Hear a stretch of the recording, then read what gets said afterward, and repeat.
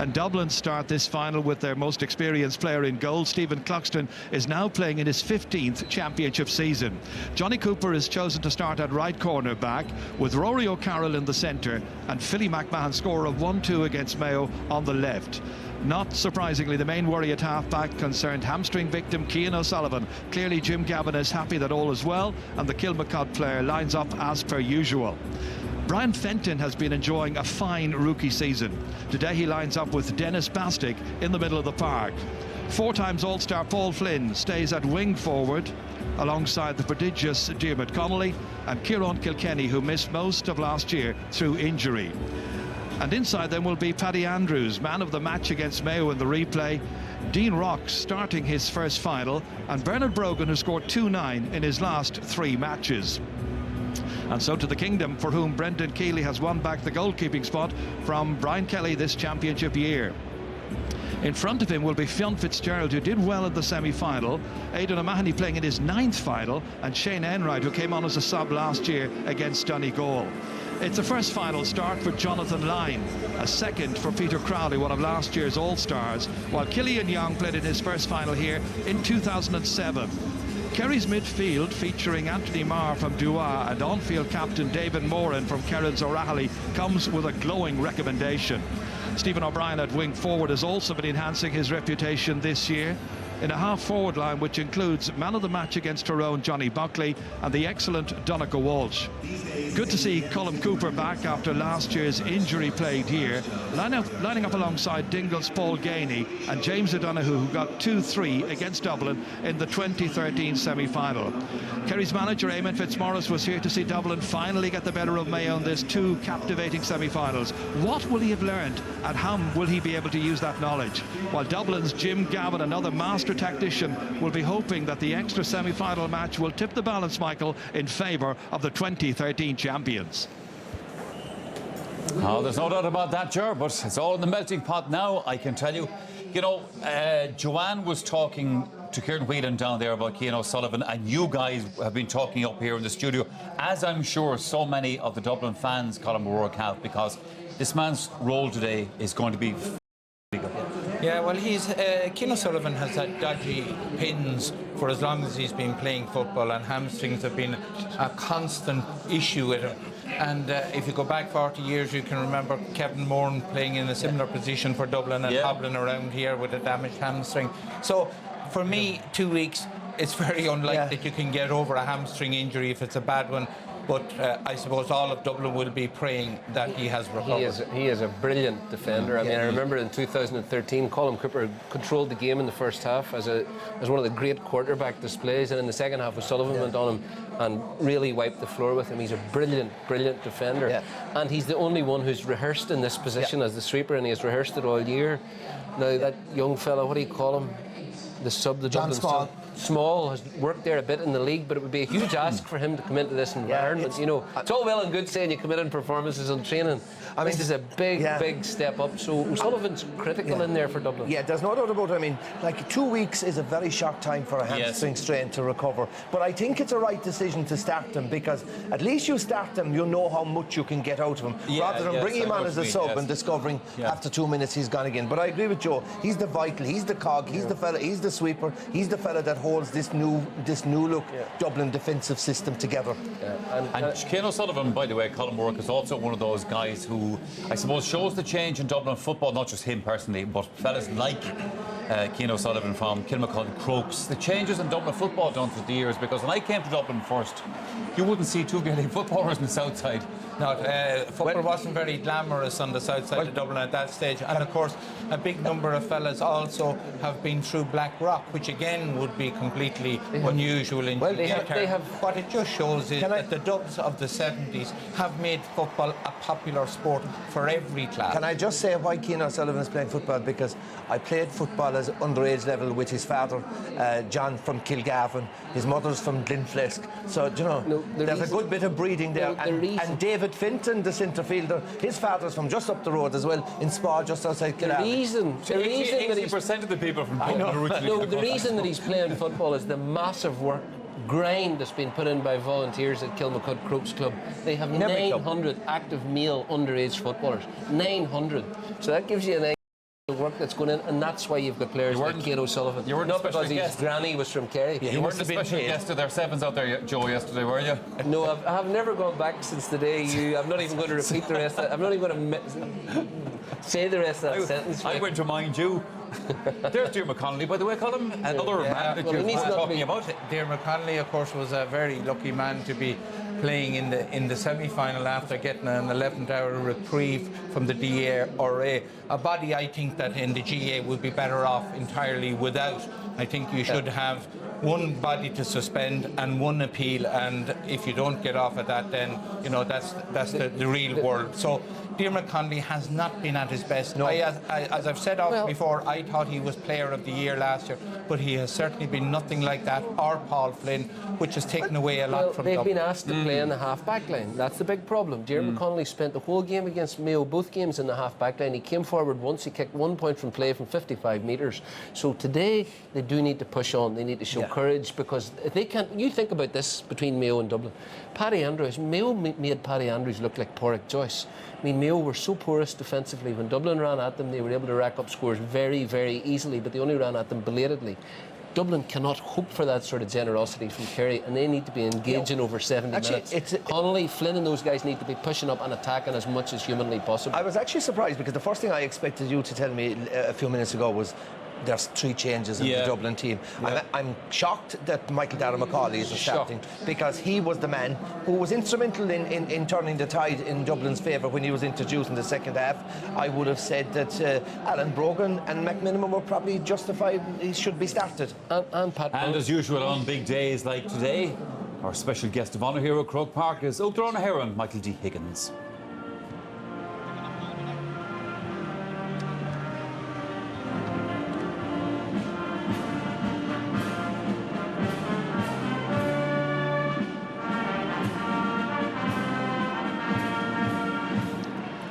Oakdale on the Heron and Ishik Talk on Gula Lesh the Forna. Corto Realte Sha Michael Dio Higeen Quig Portal Croke on Takishan and Leon. Vishan Chodon Homogiok on Chapter Chakata. August and English to Oakdale on Common Luke Lasquel. Eogon O'Farrell. And the first person who will be greeting will be the Dublin captain, Stephen Cloxton. Just as he was, of course, in 2013 when they beat Kerry in the semi-final and went on to account for Mayo in the final. There's Paddy Andrews, Kieran Kilkenny, what a wonderful season he is having. Diarmuid Connolly, Paul Flynn looking for a big one this afternoon. 34-year-old Dennis Bastick there. Brian Fenton, first senior final for him. What a day for Brian Fenton, for Jack McCaffrey as well. And the much talked about Cian O'Sullivan. There's James McCarthy, his father John, of course, one of those to play in finals in the past. Billy McMahon, Rory O'Carroll, Johnny Cooper playing at number 2. And then finally, it's time to meet the referee. A very special day for David Coldrick from Blackall Gales and Meath, his 3rd All-Ireland final, introducing his linesmen Joe McQuillan from Cavan, Conor Lane from Cork, and Derek Fahey, of course, from Longford, the sideline official. And the umpires, Seamus McCormack, Stephen O'Hare, Conor Durneen, and James Matthews as well. And now it's the turn of David Moran, replacing Kieran Donaghy to introduce his colleagues. It's David's 4th All-Ireland final, the first 2 as subs. His dad, of course, Dennis, better known as Ogie, played in 10 finals. There's Shane Wright, Jonathan Lyne, first final for him today. Peter Crowley, Killian Young, part of that great half-back line. The big, tall, 6'4" Anthony Marr. Then Johnny Buckley there. The Gooch, Colm Cooper's come back from serious injury. Paul Gainey had a good final last year. And finally James O'Donoghue, last year's Footballer of the Year. And that's the official introductions completed. The VIPs can enjoy the match from the Ort Coyle section. And the players will exchange a friendship, respect greeting in a moment as the managers take their places on the benches. And it really is a very damp afternoon. Shame about that.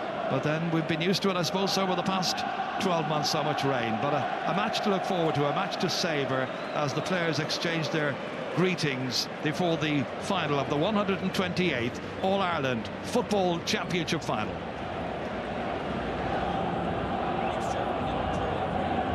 Right in the sense that it is a damp, dreary kind of atmosphere around Dublin today. There'll be nothing dreary about this final, I suspect. Pat, getting nervous, excited, apprehensive? What's your feelings?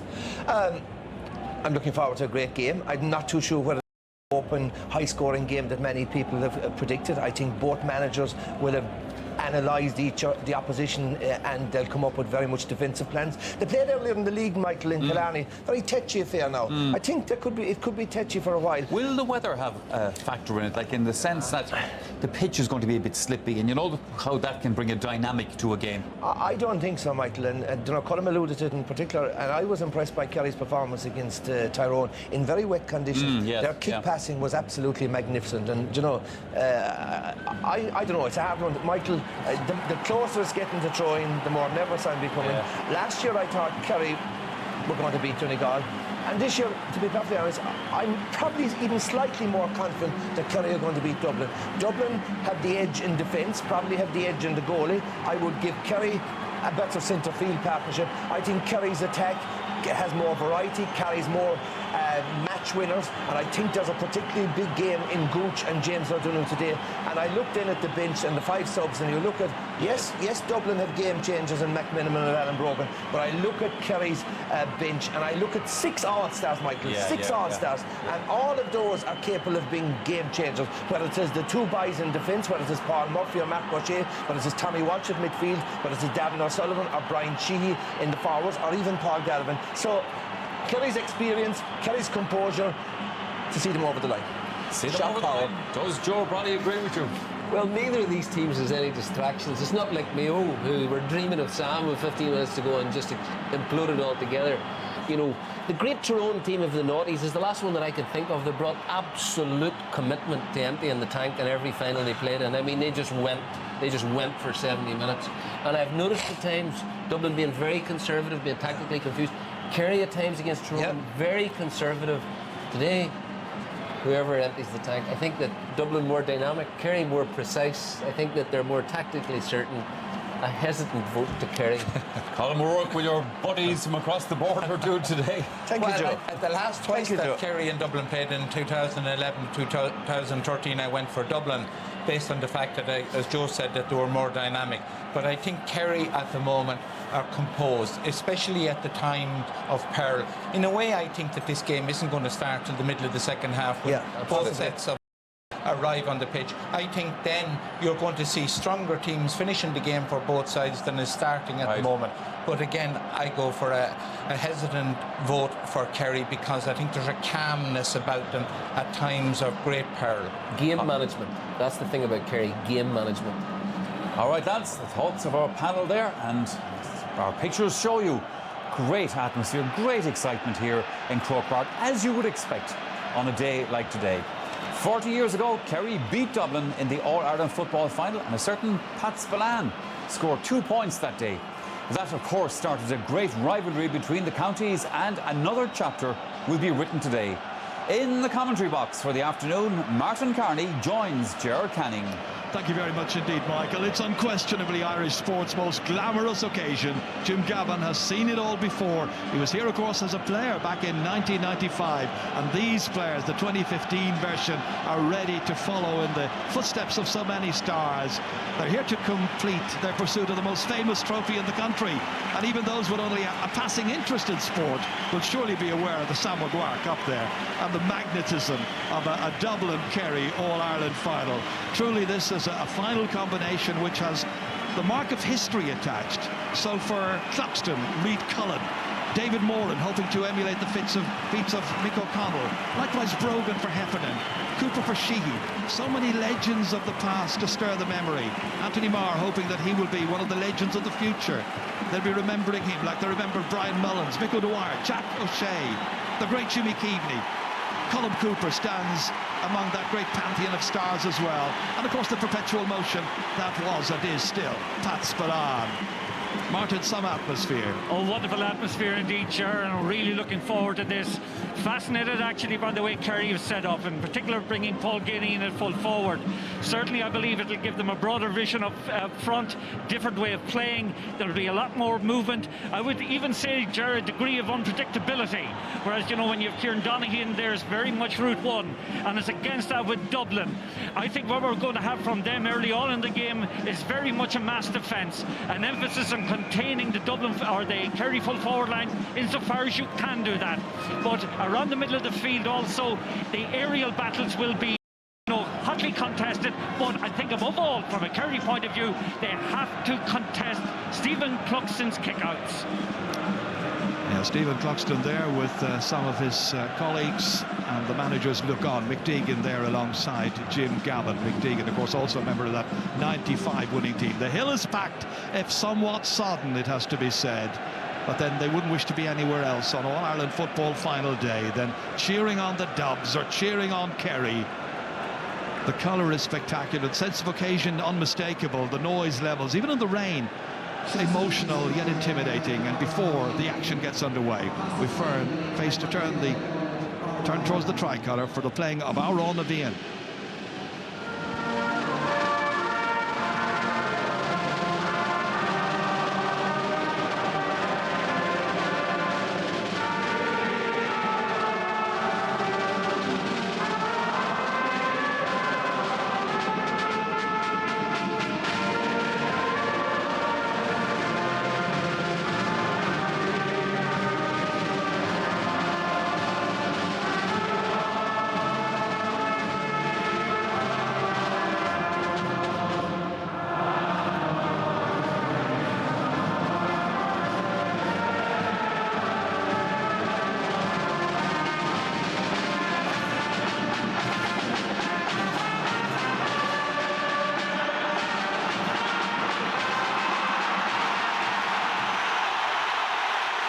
Time to settle this little argument. Which of these is best? As the 2013 victors Dublin play the 2014 winners Kerry. It's the 2015 All-Ireland football final. Kerry coming into this as champions. Will they leave it as champions? Dublin will play from left to right. David Colrick from Meath is in charge. The rain continues to tip down here, but then that was expected. Pitch is in wonderful condition. Kerry have already won the minor, won it handsomely. And even last night, they won the Greyhound Derby final when Ballymac Matt won it. Hoping to make it 3 in a row, they tell me, this weekend. So almost set to go then. Final of the 128th All-Ireland Championship. What a sense of occasion. What is. And straight away it's Dermot Connolly coming across here to take an early possession. Threaded beautifully in as far as Brian Fenton, and just outside the D he clips it beautifully and puts it over after 16 seconds. What a start. What a start indeed, Ger. Clinical, decisive, beautiful crossfield ball that time from Connolly to Fenton, and Fenton in his rookie season leaves his mark immediately within 1 minute. Fantastic score, great opening for Dublin. Just his 4th point in this year's championship, but one that will certainly settle the nerves, you can be sure. Ball fumble there. Kick forward again by Fenton. In it goes. It was Bernard Brogan trying to pick it up there, unable to do so. And eventually Aidan O'Mahony tidying things up. Stephen O'Brien coming across here. Straight into the chest of Donncha Walsh. Goes long here. Out comes Paul Gainey. Gets the nod to start, of course, in place of the team captain Kieran Donaghy. Anthony Marr hitting it far too long and far too inaccurately. Missed chance. Yes, and just watch this now, Ger, the kick out. This is what we have to keep our eye on. Stephen Cluxton already has been frustrated, very little movement. Well, Kerry adopted a kind of full court press, and that results in Cluxton giving it away and turning it over. Yes, and I think incrementally now you can see the frustration going if this becomes a feature. James O'Donoghue, remember last year he came out around the 40.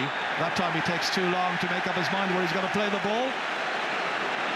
And the free kick is against him, taken very quickly. James McCarthy coming up here to mount the next attack for Dublin. Already with 1 score on the board. I think it was intended for Dean Rock, picked up by Paddy Andrews instead. 3 against him.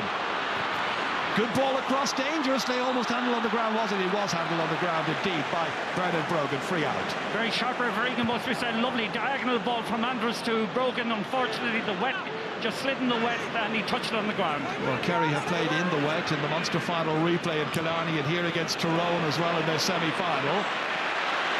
Johnny Cooper winning that one, getting a vital touch to it, keeping it away from James O'Donoghue, who then impedes the Dubliner. Free kick. Cooper's gone 1-1 on O'Donoghue, and it's interesting already. Donncha Walsh and Stephen O'Brien have switched wings. And Stephen O'Brien has been given the job of trying to pin back James McCarthy, making those long runs. Look where Kieran Kilkenny has got, stole inside the corner back, tries to get it on target. The decision is wide. Not too much in that one. No, from my angle here, I thought it was going over the bar, but there's great movement in the Dublin attack at the moment. And as you said, James McCarthy on 2 occasions so far has bombed forward. Stephen O'Brien is just trailing in his wake. Brendan Keeley opts to go long, feeling there might be an advantage in the middle of the field, but there isn't this time, and it's touched back down to Paul Flynn. Beautifully inside here as far as Bastick opens up for him. Oh, Rock was the one who had that one foil and stopped. Really good goal opportunity for Dean Rock. Kerry get it back. Peter Crowley out via Aidan O'Mahony, out as far as Killian Young. And once again, the Kerry defence there looking quite brittle. They're cutting swathes through the Kerry defence at the moment, Ger, that is for sure. That should have been a goal, but credit Brendan Keeley. Jonathan Lyne now. Again, lobbing this one in. Well, it might have suited somebody like Kieran Donaghy, but not necessarily Paul Gainey. Different approach probably required with Gainey in there. Dublin come quickly from that free kick. Philly McMahon on again to Johnny Cooper, keeps it moving smartly inside, going low to take it. There was Bernard Brogan, one back by Kerry, by Killian Young. Great pace to the match, back out as far as Stephen O'Brien. Just 1 point on the board so far. James O'Donoghue again goes by the first tackle from James McCarthy, then back came Diarmuid Connolly, safely with Stephen O'Brien, transferred as far as James O'Donoghue from Buckley. That time the fullback Rory O'Carroll just flapped at that one, kept it away from Gainey. That's the important thing from a Dublin point of view. And here's Cian O'Sullivan, first time he's managed to get on the ball in this game. Kieran Kilkenny. Johnny Cooper now once again. Nobody putting pressure on him. Able to pick out a colleague. Colleague is Philly McMahon, once again stealing forward as he was doing in the semi-final matches, those memorable games against Mayo. Paddy Andrews had such a wonderful first half in particular against Mayo last time out, this time taken down, and this time John Fitzgerald looks with a puzzled expression on his face towards referee David Coldrick. Well, no need for a puzzled expression at all, Gerard. Phase after phase of relentless tackling by Dublin. We saw just as in the semi-final replay, Philly McMahon is getting forward repeatedly. Dublin have certainly just made a pact today. We're going to attack. The tactical kind of what I believe at the moment, the caginess is absent so far. It is just all an attack from both teams. Dean Rock with his first free kick takes it calmly and puts it nicely over the bar. Well, he'd be very, very pleased to get an easy one like that. Denied a goal chance a little while ago. This was it here, as Brendan Keeley got down smartly, resourcefully using his legs. Set up by Dennis Bastick. Should have finished, really, but credit the goalkeeper. Excellent stop. Yeah, do you remember the stop he made in the replay of the Munster final as well, coming into half-time during an equally wet evening? Fantastic goalkeeping. One of the best goalkeepers in the country this championship season. Donncha Walsh. Kerry needing a score into the 7th minute now. Free kick instead. Down to Gainey, touched it beautifully to Buckley, setting a chance up for James O'Donoghue, settled his feet and put it beautifully over. That's one they needed just to reassure themselves. 2 points to 1, they trail, but they're in the match in a scoring sense. Yeah, delightful decision making by the 3 Kerry forwards that time. Buckley to Donoghue, got onto his weaker foot, great score. Ball spilled away from Brian Fenton initially there. He was being harassed by David Moran, but the referee has seen the ball touched on the ground, so it's got to be a free for Kerry. Great pressure play. And it's the second occasion, Jerry, we've seen from a Dublin kick-out where they're not getting the receiver. Frustration already is beginning to grow in that. It's an area that Dublin are so strong in. Kerry have worked very hard in it, and they're already having success at closing down Clumpton's kick-outs. This is where Eamon Fitzmaurice will have watched the matches against Mayo and studied and learned. Paul Gainey, short one, easy one, linking with Johnny Buckley, taking a return, putting it over, and all of a sudden the teams are level, 2 apiece. Oh, so simple. Everybody expecting the long-range kick, but great presence of mind and a delightful score. Another short kick out here. This time Jack McCaffrey reading the goalkeeper's intentions. He made that little darting run to get away from his marker, who was Donncha Walsh. But then kicked badly out of play. Needlessly given away that time. And Stephen Cluxton, a little unnerved, you have to say. Well, very much so. Again, Kerry are very decisive and pushing up on him. They're applying consistent pressure on the kickouts, and the Kerry forwards, it must be said, are very decisive and alert in closing down his space. David Moran flicking it through here, held onto by Paul Gainey, point scorer already, then lost because of the presence there of several Dublin defenders, but Buckley wins it back. Cooper's involved. David Moran now, a little solo on the 45-metre line. Good ball outside to Jonathan Lyne, in space, unmarked. Buckley taking it down, turns beautifully, doesn't finish, however. Remember, he got 3 points in the opening 10-15 minutes of the semi-final against Tyrone. That's one he should have nailed, I feel. 2 apiece still, 8.5 minutes gone. Yeah, he looked quite nonchalant actually as he went on to his left foot that time. I thought he had it nailed, but no, very, very bad wide. There'll be just a point about that. Again, let's look to see how Cluxton does here with his kickouts. Goes long, forced to do so. Flynn came, touched it back as far as James McCarthy, and they're able to hold on to it. Then Cian O'Sullivan, rather nonchalantly kicking that ball away. Dean Rock. Connolly got there ahead of Brogan. Peter Crowley goes back secure, puts his head down, gets past Andrews. Needs the goalkeeper, Brendan Keeley. Anthony Marr now. Wet conditions. Big long one over the head of Stephen O'Brien. He's got Gainey coming out as well to help him here.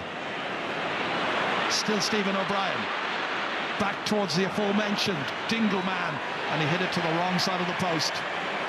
But it got a touch, and it's gone for a 45. 45 indeed, Ger, but there's wonderful use of the foot pass by Kerry, up into the corner, stretching the Kerry rear guard. So far, only on one occasion have we seen Cian O'Sullivan involved in the game, trying to cover space, but they're actually bypassing it. Cian O'Neill there alongside Eamon Fitzmaurice. Unruffled as per usual, Fitzmaurice here, very single-minded in his determination to get it 2 in a row, just as they did, of course, back in 2006 and 2007. So they have this first 40, and James O'Donoghue is the one who's going to take it. No Brian Sheehan, he's among the subs. More difficult kick, I would think, because of the rainy conditions. No breeze about, and he's put it poorly out to the right-hand side, and in spite of the best efforts of Colin Cooper, couldn't keep it in play. Yes, but he doesn't put the full weight of his body through that. We've seen it already this year. He more or less stabbed at that 45. It was never going to reach its intended target. Cluxton again goes long, but it's intercepted here by Anthony Marr. They've anticipated all the possibilities that Cluxton might use. Good ball, dangerous ball down here, runs on beyond Paul Gainey that time. And out comes Rory O'Carroll.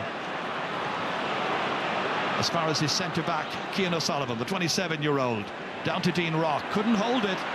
Had a chance to catch it, he was under pressure. Should have held it that time, I think. Then the foul committed, and Kerry will have the free kick. Yeah, but Dean Rock is a lot more active, a lot more alive to situations today than he was in the semi-final. Bit unlucky that time, but I must say the weather is kind of exacerbating the difficulty of controlling the ball. You just see it there with James O'Donoghue. O'Brien here, again, the referee didn't like the nature of the challenges, so it's going to be another free kick. Dean Rock starting his first All-Ireland final in this his 18th championship match. Anthony Marr. Killian Young now, such a clever player, playing today in his 6th All-Ireland final.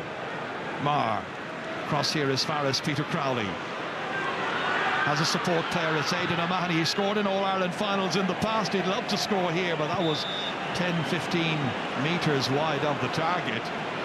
An interesting thing going on off the ball there. I noticed David Holtwick is going over to have a word with Philly McMahon. He was fouling Rock that time, or rather Colin Cooper that time. The referee didn't pick it up. Here's Jack McCaffrey, pacey player, penetrative run. Back once again from Kilkenny, back here to Paul Flynn. Not a good ball, straight to Aidan O'Mahony. Oh, hefty challenge there on Marr, which studied well. It's the Dubliner, Paddy Andrews, I think, who came off second best. Peter Crowley struggling to get away from a couple of challenges. The last one was an illegal one. Meanwhile, out of picture, that Paddy Andrews has certainly come off second best, and the doctor is in there to attend to him.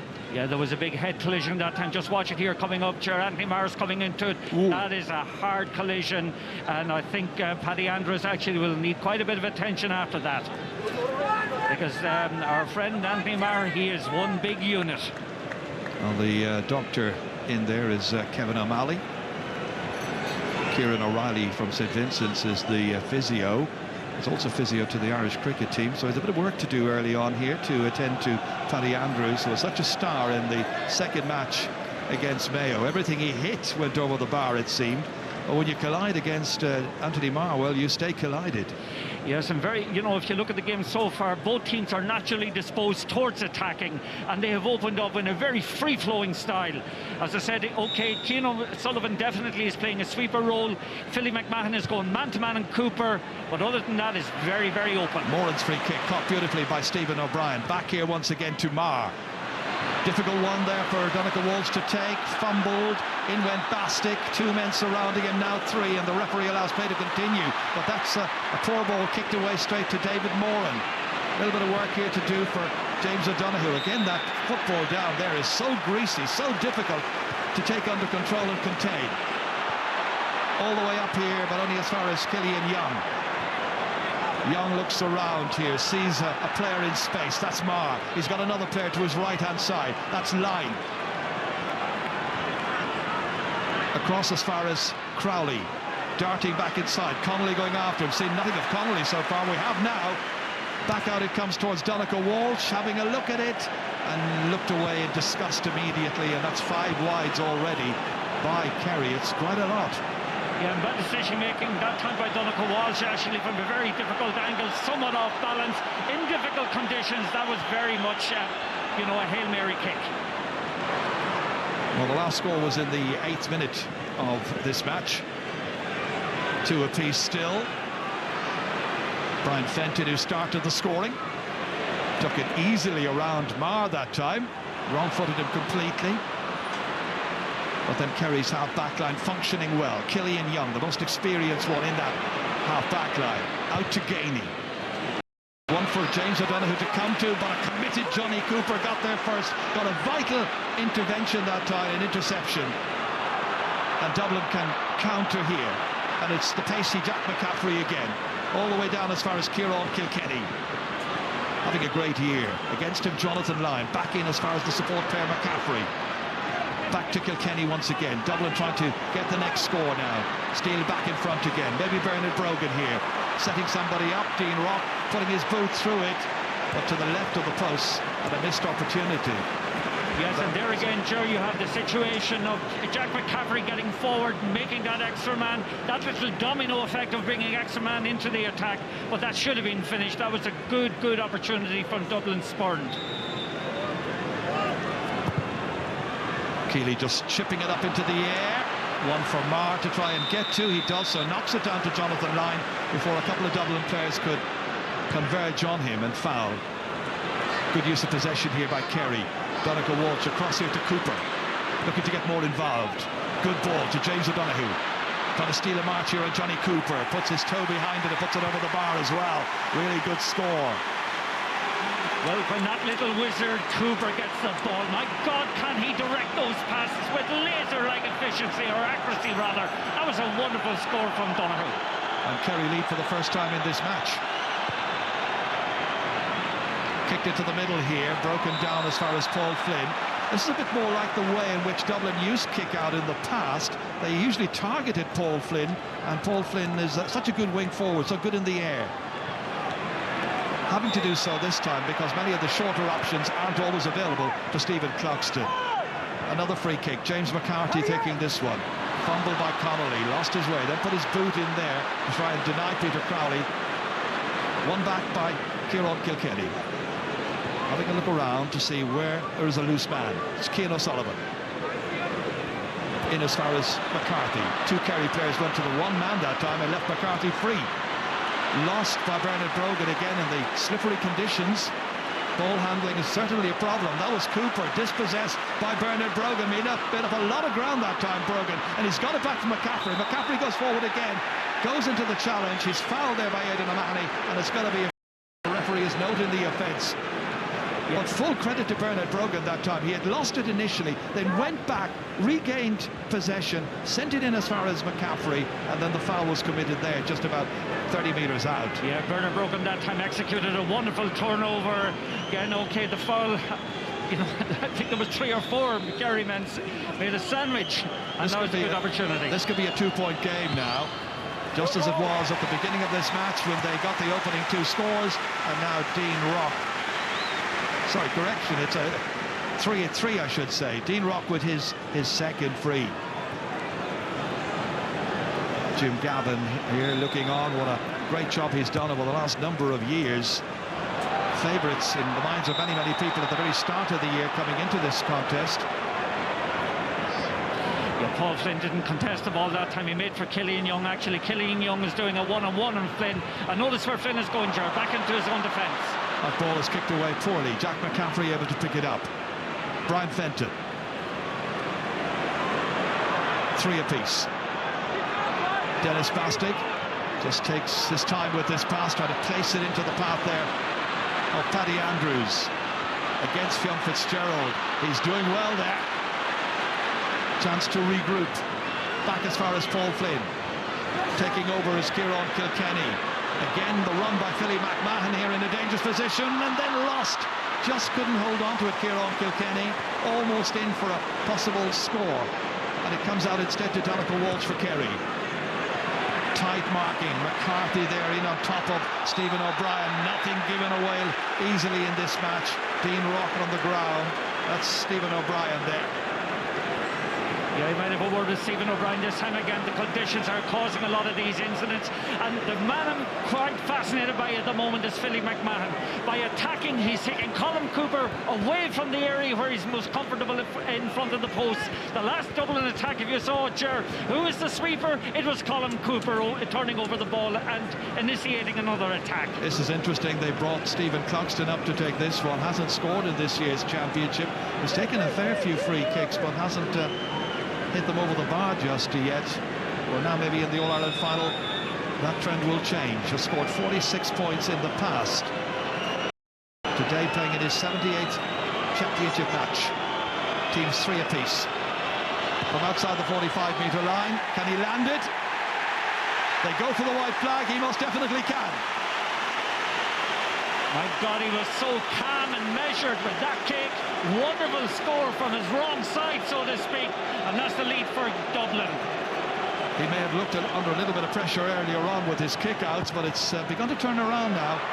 Playing with a fair deal of conviction and composure. In the middle of the park here, that's a foul on David Moran. Slips it out quickly as far as Killian Young. Tries to get Kerry back on terms now with this next attack. Into Donegal Walsh, slipping on the ground here. Immediately surrounded, back in beautifully as far as Paul Gainey. Gainey stopped there, lovely touch by Johnny Cooper to dispossess him. Flynn was back there helping, and the referee saw the pressure on Flynn and decided it was a foul and a free kick awarded. Cluxton back out the other side. Carried on by Brian Fenton here. Cian O'Sullivan just spinning around. Change of direction. Again, it is Philly McMahon, the player that Mark is talking about there, doing well, dominating his tussle with Colm Cooper so far. Paddy Andrews with a battle to win there. In the end, it is carried out by Fionn Fitzgerald.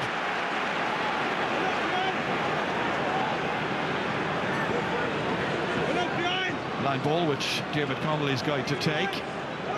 Dubs ahead by a point. Booted ambitiously right across to this Hogan stand side to James McCarthy. Oh, unable to step inside the cover of Johnny Buckley. Chance has got a begging. Anthony Marr has it back, and Kerry can mount the next attack. Donegal Walsh.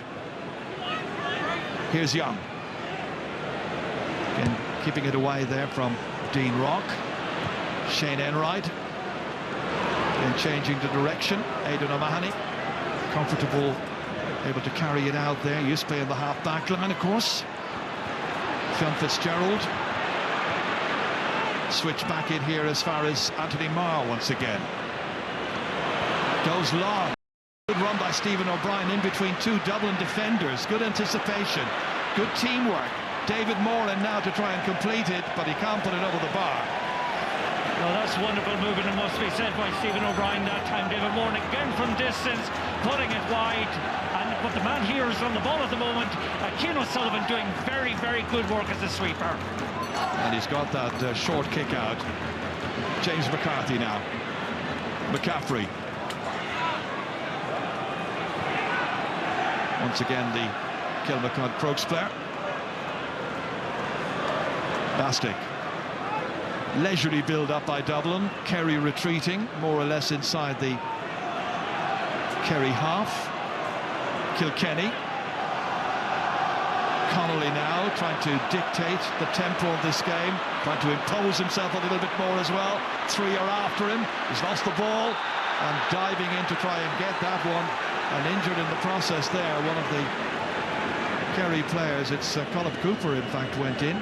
Yeah, that's quite reckless by Dermot Connolly that time, right into Cooper. Okay, you can say conditions actually maybe made that worse looking than it was, but as I said earlier, Ger, Colm Cooper is back in a defensive situation, and as you alluded to a couple of moments ago, there was no Kerry attacker or no Kerry player in the Dublin half of the field when Dublin went forward that time.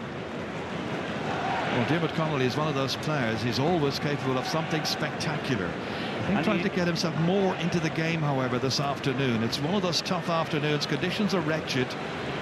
Yeah, but there's still that is definitely a bookable offence, Ger. The way he went in with his foot first, very, very dangerous. But you've got it.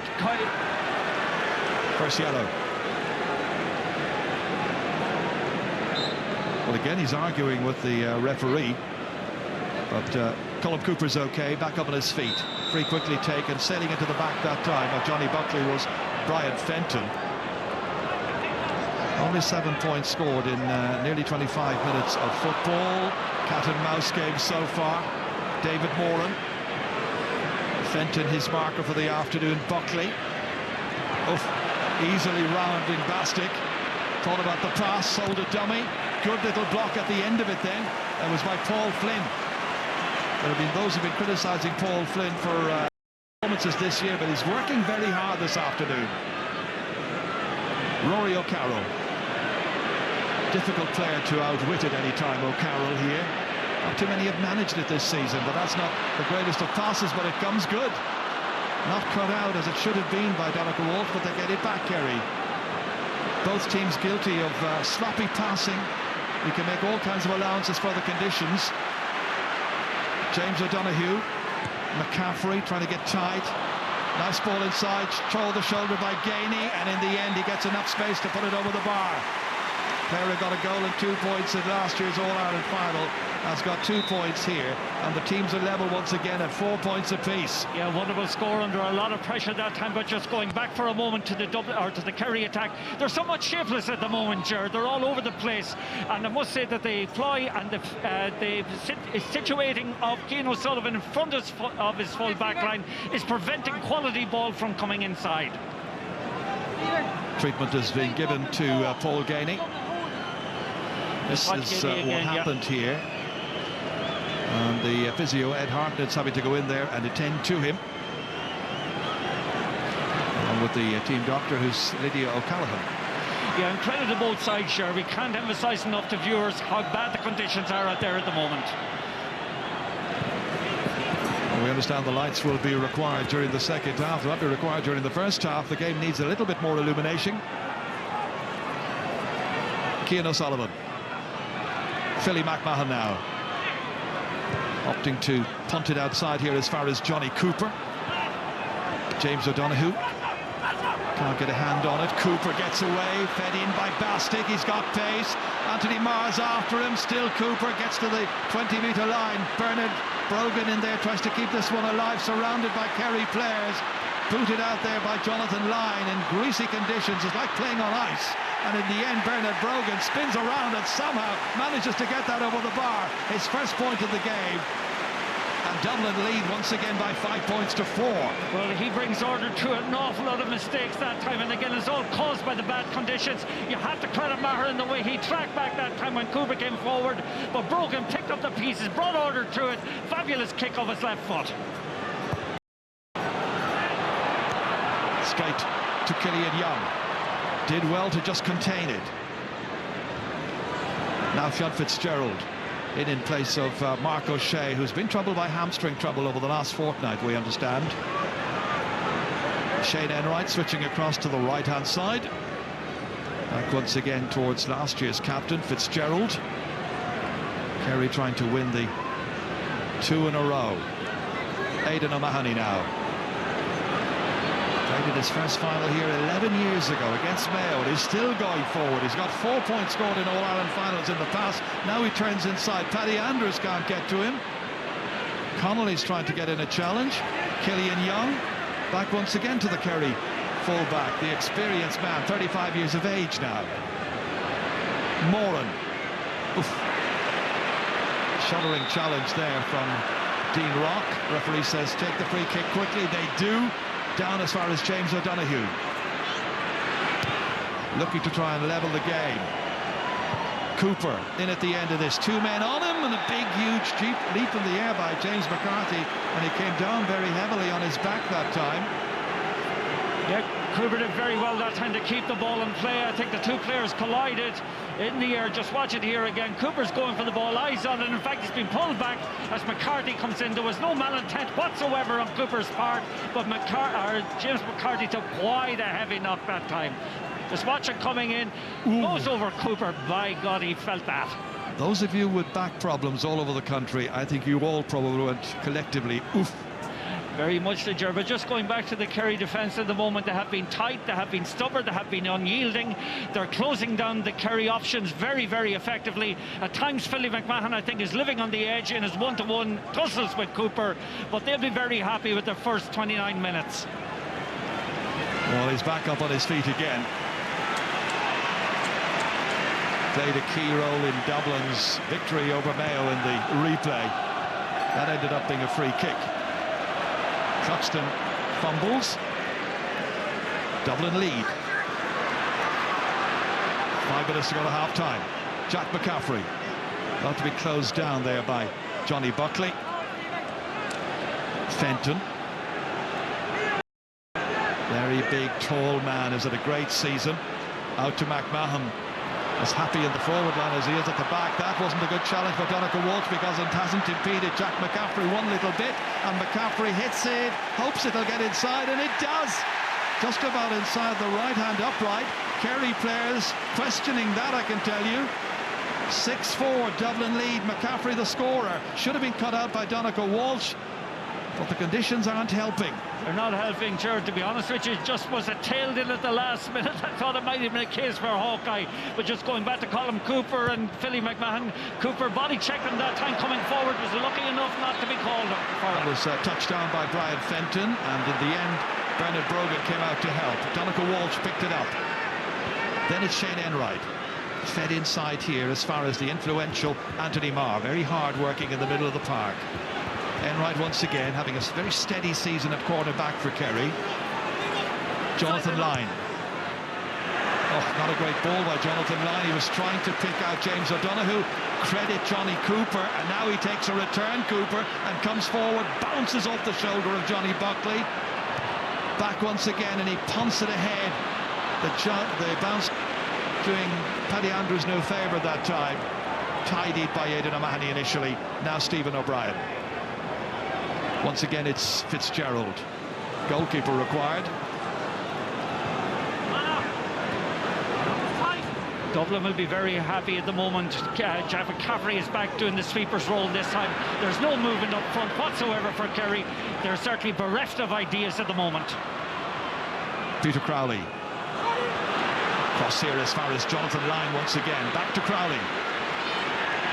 Half back line involved in setting up this next attack here, and in the end it's intercepted by Bastic. Kicked it away out as far as Dean Rock. Taking up some very good positions, Dean Rock, and good decision making as well. That's a good ball ahead to Paddy Andrews. Dublin trying to stretch their lead here. Andrews kicking, as he did in the semi-final. First opportunity he's got really to pull one over the bar, and he's obliged. And now everybody in the inside forward line has scored for Dublin today, and they're ahead by 7 points to 4 in this 128th playing of the All-Ireland football. And they're finding space so much easier than Kerry are at the moment. Up front, they're kind of great movement off the ball. That time Andrews got on the act, great score. But Kerry are just choked every time they go forward.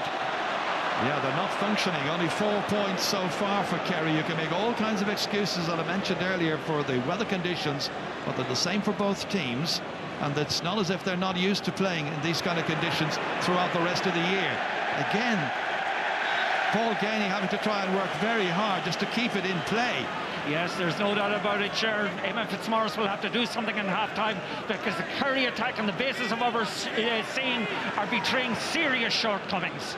Only real goal chance so far was the one early on. Dean Rock stopped by Brendan Keeley. Now Jack McCaffrey, a point scorer a little while ago. Look at Donegal Walsh trying to keep up with him. One of the fastest men in Gaelic football, and then has the vision and the awareness to pick out Paddy Andrews in support. Connolly once again, stripped of the ball, but there's a support player. Andrews once more. Goes back onto his own 65-metre line virtually.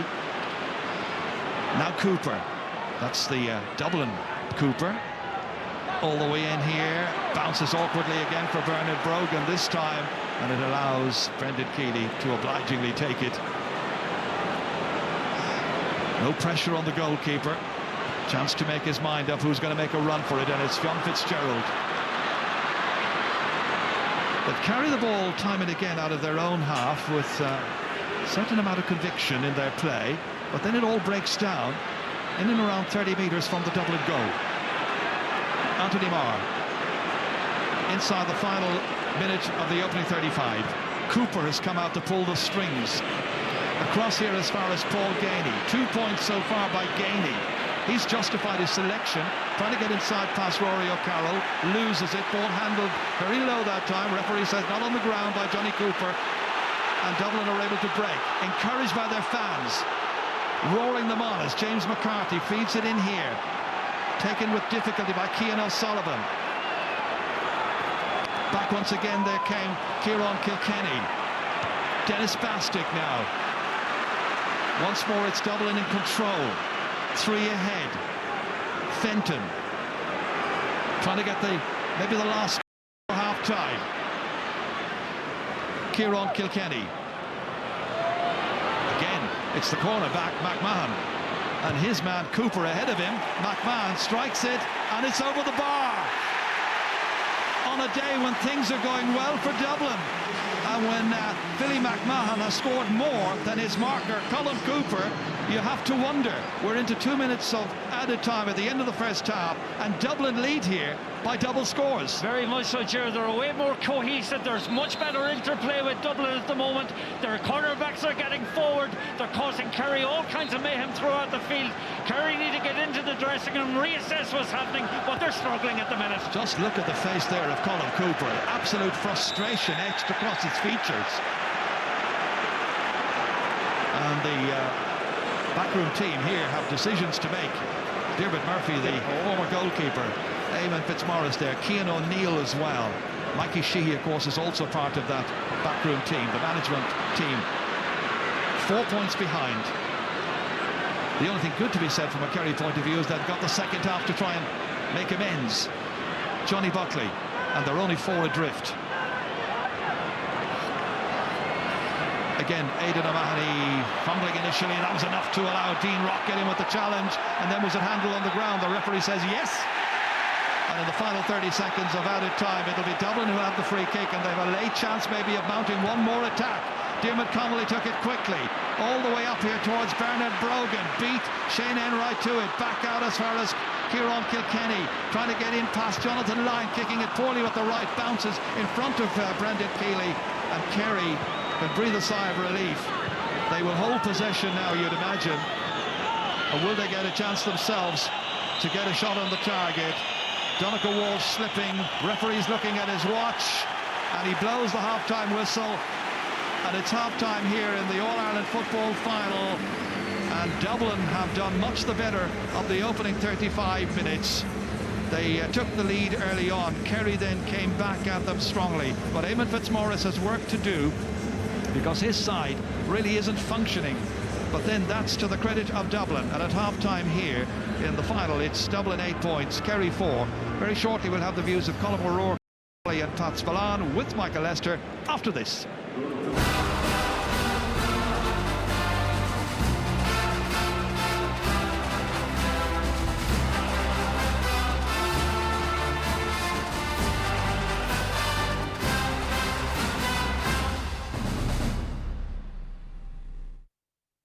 Super Value, supporting hundreds of grassroots clubs and proud sponsors of the GA Football Senior Championship. You do your best. You rob Peter to pay Paul, and you tell yourself that it'll all balance out in the end. It doesn't. According to this, you've run out of rope here. The bank will take control of the stock in your showroom. The same goes for your house. Then you're out of there. I have this plan to make a bit of money if you're interested. Something like this, someone could get hurt. Do you think I'm going to let someone get hurt? I'd like to report a kidnapping of my wife and daughter. Hello? Try and stay calm and everything will be all right. Brand new Irish drama, Clean Break, next Sunday at 9:30 on RTE1.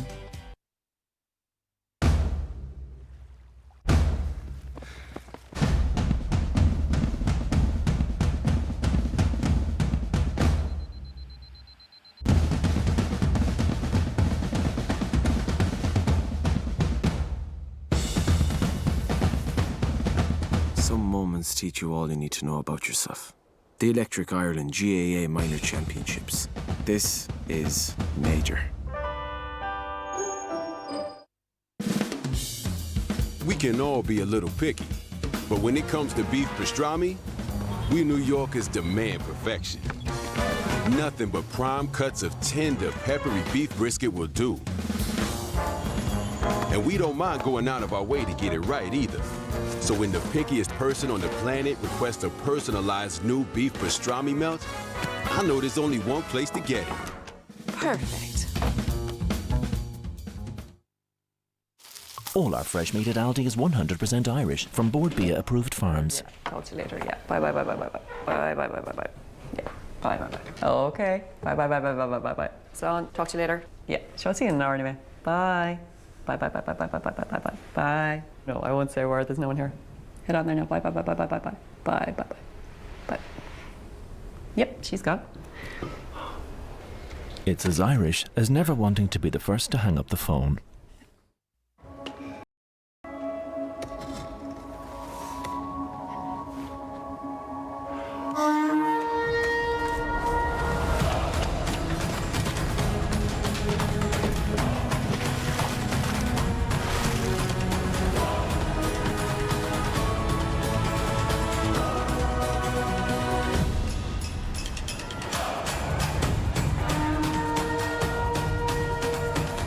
No, you need to take the road seriously, and for that they deserve a serious reward. With our Drive Safer reward, you'll save 60% on your fully comprehensive insurance if you have 5 or more years no claims bonus. And at Liberty Insurance, customers get 6 weeks free when you buy online. So visit libertyinsurance.ie or call 1890 89 1890. We want to help make the roads safer and save you money too. Liberty Insurance. Car, home or van, it's insurance the way it should be.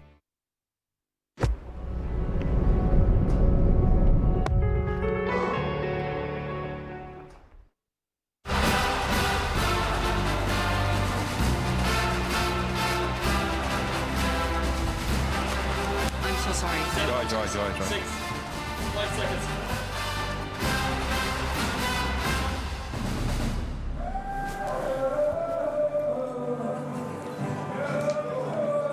We have reached the halfway point in the All-Ireland football final of 2015. Dublin leading Kerry by 8 points to 4. Let's get the views of the panel, and I think the first view to get is that of Pat Spillane. Pat, you are 4 points down in the All-Ireland final. It's not a huge amount, but it's significant. No, I mean, it's been a stop-start game for a while in the first 20 minutes. Conditions obviously winning. Very difficult conditions. I think people watching on television, Pat, don't realise what it is here. It's a very heavy rain. It's very, very, very slippery, treacherous conditions, slippery ball, and it was a game of cat and mouse for long spells. But as the game went on, Dublin were beginning to dominate. Dublin were playing that game on the front foot. The half-backs, James McCarthy, Jack McCaffrey, Philly McMahon driving forward. They looked the better team. In terms of pace and athleticism, there's no team better than Dublin. And when they get on the front foot, the best in the country by a mile. They're on the front foot, they're in the ascendancy. It's been a very disappointing first half from Kerry, losing all the individual battles. The choice of putting Fionn Fitzgerald on Paddy Andrews, he's on a no-win situation. He's not physically strong enough for Paddy Andrews. Two things that surprised me an awful lot about Kerry's play: very conservative, very tentative. They're not the normal cocky, confident All-Ireland champions you'd see. They've created 12 scoring chances in that half, converted 4. And when I see the likes of, in particular, Gooch Cooper defending back here at this goal, you'd say they're not making the best use. So I think they need changes, Michael. There's an uphill task ahead of them. But Colin Moore, like Pat mentioned it there, Kerry have actually missed quite a few chances. Yes, there was a period in the middle of the first half there where Kerry, I think, had 5 wides in a row when they were largely in control of the game, and then Dublin have come back into it and taken over the last 10 minutes of the half and scored 4 points. It looked as if Kerry set out as if they were going to try what they did against Tyrone and win the game with long-range points. That hasn't worked for them. Dublin have now got on top. I would say that in the Kerry dressing room they're getting at least 2, if not 3 subs ready. I'd say Mark O'Shea and Paul Murphy to come in at the back, Kieran Fitzgerald and Jonathan Lyle. I'll be surprised if Donaghy's not on up front. Dublin are set up perfectly to take advantage of Kerry. Every time Dublin attack, first of all, illustrated this. Well, first of all, you've got that column in front of the Kerry defence. Once you get over the Kerry defenders who are picking up, the sweepers are trying to pick up the runners about the 45-yard line. Once you come over the top of that, there's a column right through the heart of the Kerry defence. Dublin should have had 2 goals, a missed hand pass and a great goal chance that was missed. I mean, I think Dublin have dominated the game since the outset. So here's the first score that Dublin get. Again, you can see as soon as the ball comes over the top, there's that highway down the centre which Tyrone exposed. Although Tyrone were so conservative, they didn't take full advantage. And again, for the Dublin goal chance, again, watch it. The Dublin men just run, they create the space in there, now the goal's on. I mean, and that really should have been stuck in the net, and that would much Dublin's superiority. Now, what happened then was that Anthony Maher dropped back into the zone and he tried to police it, but not effectively. You'll see again, he's 45 metres out. Once the ball comes over the top, they're in. Now, the other thing is this: Dublin are making hay left or right of the Kerry D. So if the Dublin left corner forward or right corner forward, or Philly McMahon, as he came up to take his score, showed, once you go into that area left or right, there's vast room there, and there's a one-on-one situation. So Dublin have kicked 4 points from there. As the game's set up at the moment, Kerry are playing around the periphery. They're very hesitant. I mean, Colin Cooper's non-existent. He's marking Philly McMahon. He's marking him, And Kerry have got it wrong. Fitzmaurice has got it wrong now. They've taken up where they've left off against Tyrone. That's okay against Tyrone, who themselves are playing very conservatively. But the Dubs are attacking them. The Dubs are attacking them. And sooner or later, the dam is going to burst. I think it's time for Kieran Donaghy, and it's time for a bit more directness from Kerry. All right, will Sam Maguire be heading back down to the Kingdom or staying in the capital this winter? The second half coming up shortly.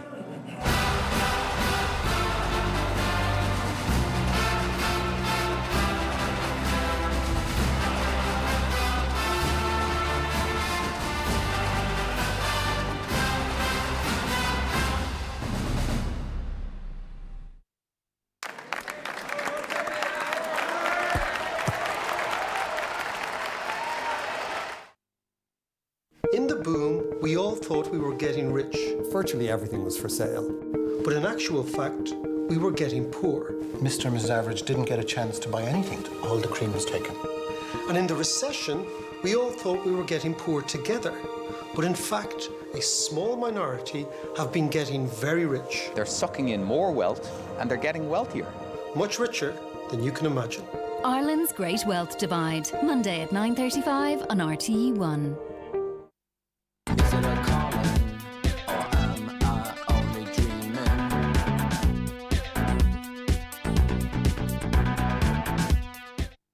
We've been questioning the world and encouraging restless thinking for 200 years, serving up unbiased, intelligent opinion, political analysis, and sport, delivering fearless, genuine, honest journalism. And now we're bringing our knowledge and learning from the Eurozone to Generation X, with cultural views and balanced news to a modern Ireland every day. And we'll never stop. We've used these tools to talk to the world since 1785. Now, we're introducing a new one. The slow break of day. Too quick for our liking. That kind of pace feels hectic. Slow. How about waiting almost a decade just to pick one apple? That's slow. Bulmer's Original Cider. Not a moment too soon.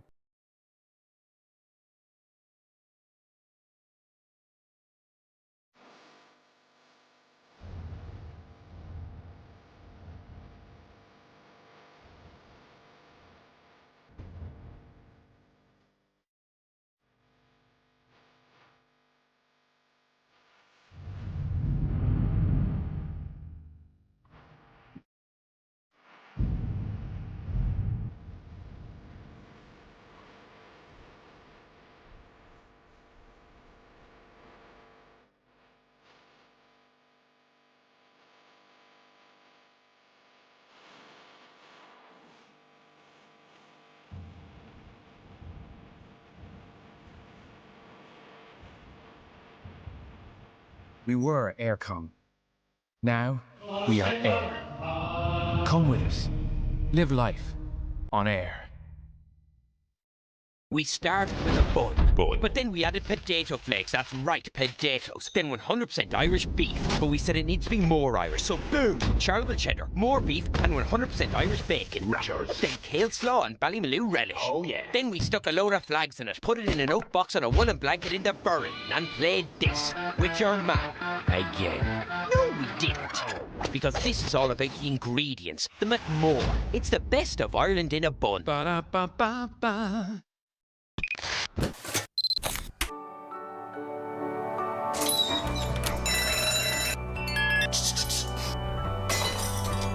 You said value matters.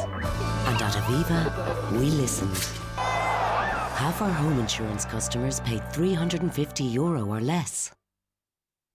Super Value.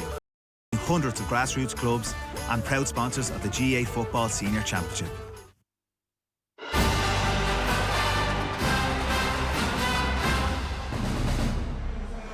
Welcome back again to the Sunday Game Live. Just a reminder, half-time in this year's All-Ireland Football Final. Dublin leading Kerry by 8 points to 4. But in actual fact, Pat Spillane, it could have been more. Dublin had a very good goal chance. It could. The only goal chance created in the first half was by Dublin, and as Joe alluded to in the first half, it just goes to show how innocent and naive Kerry's defending was and how open. They just didn't protect that area at all. There's Dean Rock coming in unopposed there. Now, good save by Brendan Keeley, but it should have been a goal. I mean, you think on the opposite side, Kerry created no goal-scoring chance against Tyrone, have created no goal-scoring chance today. I mean, Cian O'Sullivan might have a bad hamstring, but he's having an armchair. Like Joe said, he could have brought an armchair and sat down, because Kerry aren't working him at all, you know. They're not penetrating, and that's why maybe they'll have to bring on Kieran Donaghy and go route one. But what's very disappointing from a Kerry point of view, the half-forward line, who've been superb this year, are playing second fiddle, and they're just off the tempo. That's as poor a performance by a Kerry team in an All-Ireland final. I think it follows on almost from the Donegal game last year. Kerry have settled into this almost a rut of being happy to play conservatively outside the defensive structure without testing it. I mean, Dublin have only got one sweeper. Kerry's greatest strength, whenever Fitzmaurice took over in the first year, was dink ball into that area and someone running off the shoulder. Instead, what they're doing now is they're just moving around the periphery, trying to create opportunities. You've said they've missed 4 chances. They're difficult chances outside the Dublin defensive structure. They've missed 8 chances. Pat you guys have talked about bringing on Kieran Donaghy. OK, that's an option, obviously. But is it going to solve the problems? No, the problems for Kerry are that, I think Pat said, they're losing a lot of the individual battles. Like, tactics work well when everybody's able to win their own ball. And at the moment, Kerry are losing a lot of the 50-50 contests. Like, it's only halfway through. There's no need for panic. Kerry won't panic. They can throw on a couple of subs. Particularly, I think they need them in defence and need them quickly. But the trend of the game and the flow of the game is towards Dublin. So what Kerry have to do is do something now fairly quickly in the first 5 or 10 minutes of the second half before the thing goes away from them. Because in bad weather conditions, 4 points is quite a big lead. Here's what they're doing. Kerry are playing with their heads, not their hearts. They did exactly against Tyrone. The Dubs are going for it here. You can see their body language. I mean, Philly McMahon has totally imposed himself on Colm Cooper. And this is happening all over the field now. More and more hesitancy from the Kerry forwards as Dublin drive them back. Pat alluded to this earlier, and this is a huge thing. I talked about this before the game. When Tyrone, that great Tyrone team was here during the noughties, every time they came out in All-Ireland final, they imposed themselves from start to finish. And that's what Dublin are doing at the moment on Kerry. And Kerry need to start playing. But one little caveat, Pat, that I would put into that is the All-Ireland hurling final. Galway went for it in the first half. They actually played very well, and they were leading at half-time. And then Kerry sat down and said, hang on a second, or Kerry, I beg your pardon, sat down and said, hang on a second now, let's just get a few things sorted out here.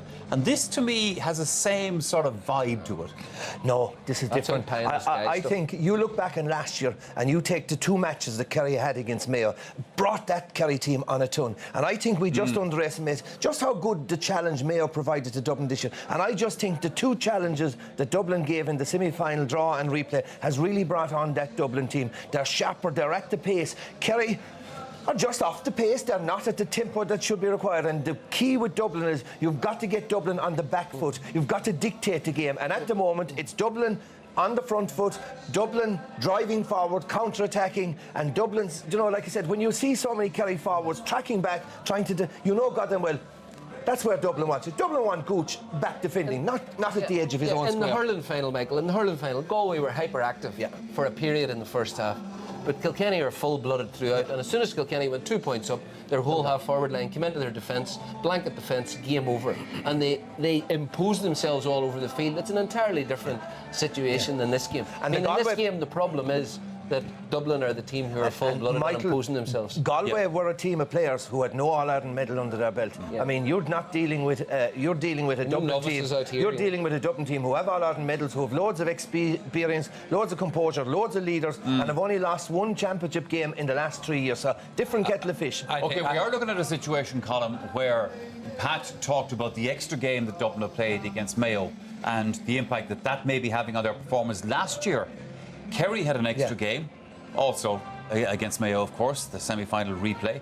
How important is that in terms of helping to bring a team on? There's no doubt about it. Kerry have had 4 weeks to sort of play competitive games. There's nothing like this. You know, you should never lose faith, and the boys went for Kerry beforehand. You never change horses in midstream. John Wayne got his feet wet trying to do that. I think Kerry will make enough changes. This will be a proper contest in the second half. Darren O'Sullivan on, as Pat said. And what Darren brings is he brings what McMenamin brings to the Dubs. He's a direct, strong runner that will run it to half the defence. It'll soon be time for McMenamin, Pat. I mean, in this wide open prairie in front of the Kerry defence, I mean, McMenamin will flourish. And with Connolly and Flynn being peripheral figures. Well, I think Kerry needed to make their changes at the back, to tighten up at the back. Look, in the last 20 it's going to be one interesting second half. Time for us to hand back to the commentary box to rejoin Ger Canning and Martin Carney. Thank you, Michael. Yes, Darren O'Sullivan has come in place of Stephen O'Brien. That's the first change made by either manager. And there's another change now. Kevin McMenamin's come in. Just spotted him coming in. Last man to come in. And it might be Dean Rock, I think, who's gone. I think it is Dean Rock who's gone. The second half gets underway.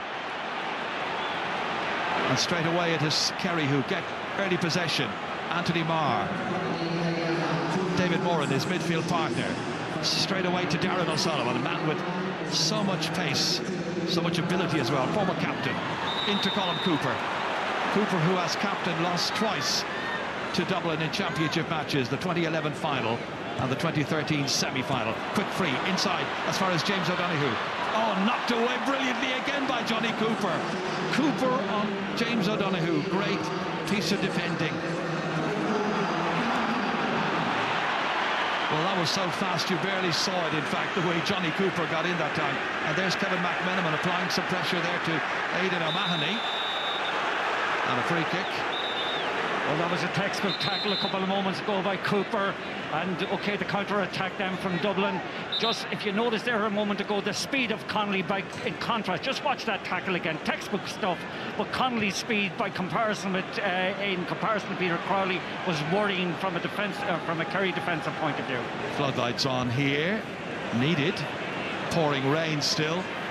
Somebody with a peculiar sense of humour gave us a piece of music just before the teams came out. Raindrops keep falling on my head. They've been doing it. Diarmuid Connolly in there quickly to take Jonathan Lyne, surrounded immediately by Dublin players who are playing with such intensity. Very much so, Ger, very much more at the pace than Kerry are. Kerry are struggling in so many positions at the moment. They're flat, they're insipid, they need an injection. Darren O'Sullivan ready to give them that injection. Again stopped by Johnny Cooper. Back out as far as James O'Donoghue again. Trying to get themselves back into the match quickly, Kerry here. Early stage of the second half. Johnny Buckley. Out as far as Jonathan Lyne. They need an early score here, you would imagine. Will that curl in sufficiently? He's got it. Jonathan Lyne, whose granddad, Denny Lyne, captained Kerry in the 1947 Polo Grounds final, has come good here, and he's made it 8 points to 5. Well, it's one of the first times I've seen Dublin not tracking the runners, not kind of curbing the guys coming forward. Lyne was very confident, curled it in from a difficult angle. They had gone 13 minutes without scoring in this match, either side of half-time, and that's a poor kick out again here. In trouble there with those, no doubt about it, as Kerry press up now. Yeah, and just watch the referees going over and having a word with Flick McMahon, the way he is actually tackling. Back in here quickly, ball runs away, Cooper after it, missed by the goalkeeper, retrieved by Cooper. Darren O'Sullivan wants it, gets it, having a go, brilliant shot, very low backlift, loads of power, early impression from Darren O'Sullivan and an early impact. And now it's a 2-point game, and suddenly this match may be turning around on its head. Early stages yet. Dublin got the first 2 scores at the beginning of the game. Kerry got the first 2 scores of the second half. James McCarthy fouled there by Johnny Buckley. Back in here as far as Dennis Bastick, nobody on him. McCaffrey taking it on his shoulder, taking it forward.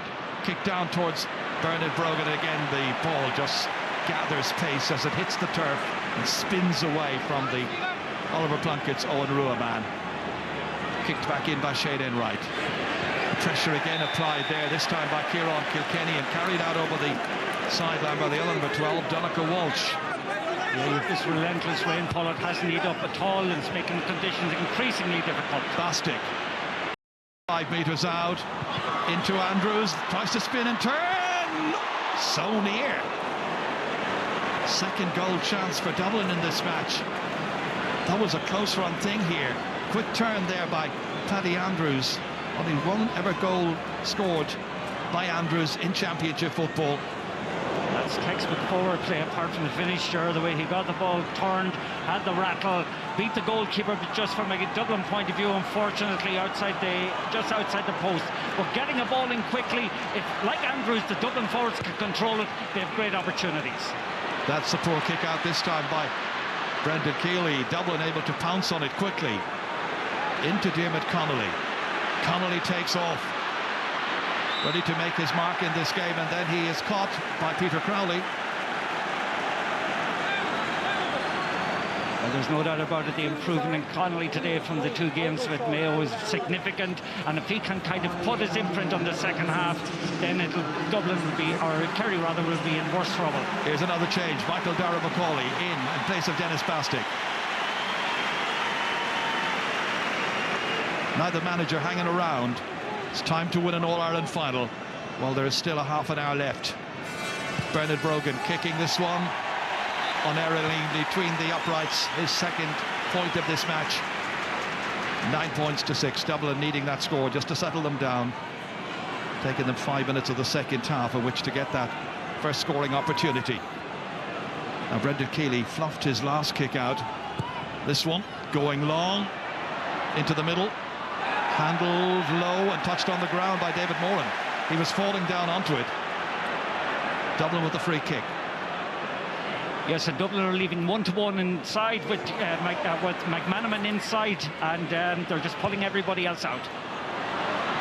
Trying to expose any frailties there may be in that Kerry backline. That one spun past Bernard Brogan, not for the first time in this second half. Both defences went into this game with certain questions to be answered. Well, there's no doubt about it today, Ger. It's very difficult to be composed in the conditions that you have out there, but Dublin will be much happier with their defensive structure, with their defensive system, and with the way their one-to-one markings have gone. Kerry all over the place. The likes of Connolly is starting to make an impact here, and Kilkenny's had a good half, and Paddy Andrews certainly has had his moments as well.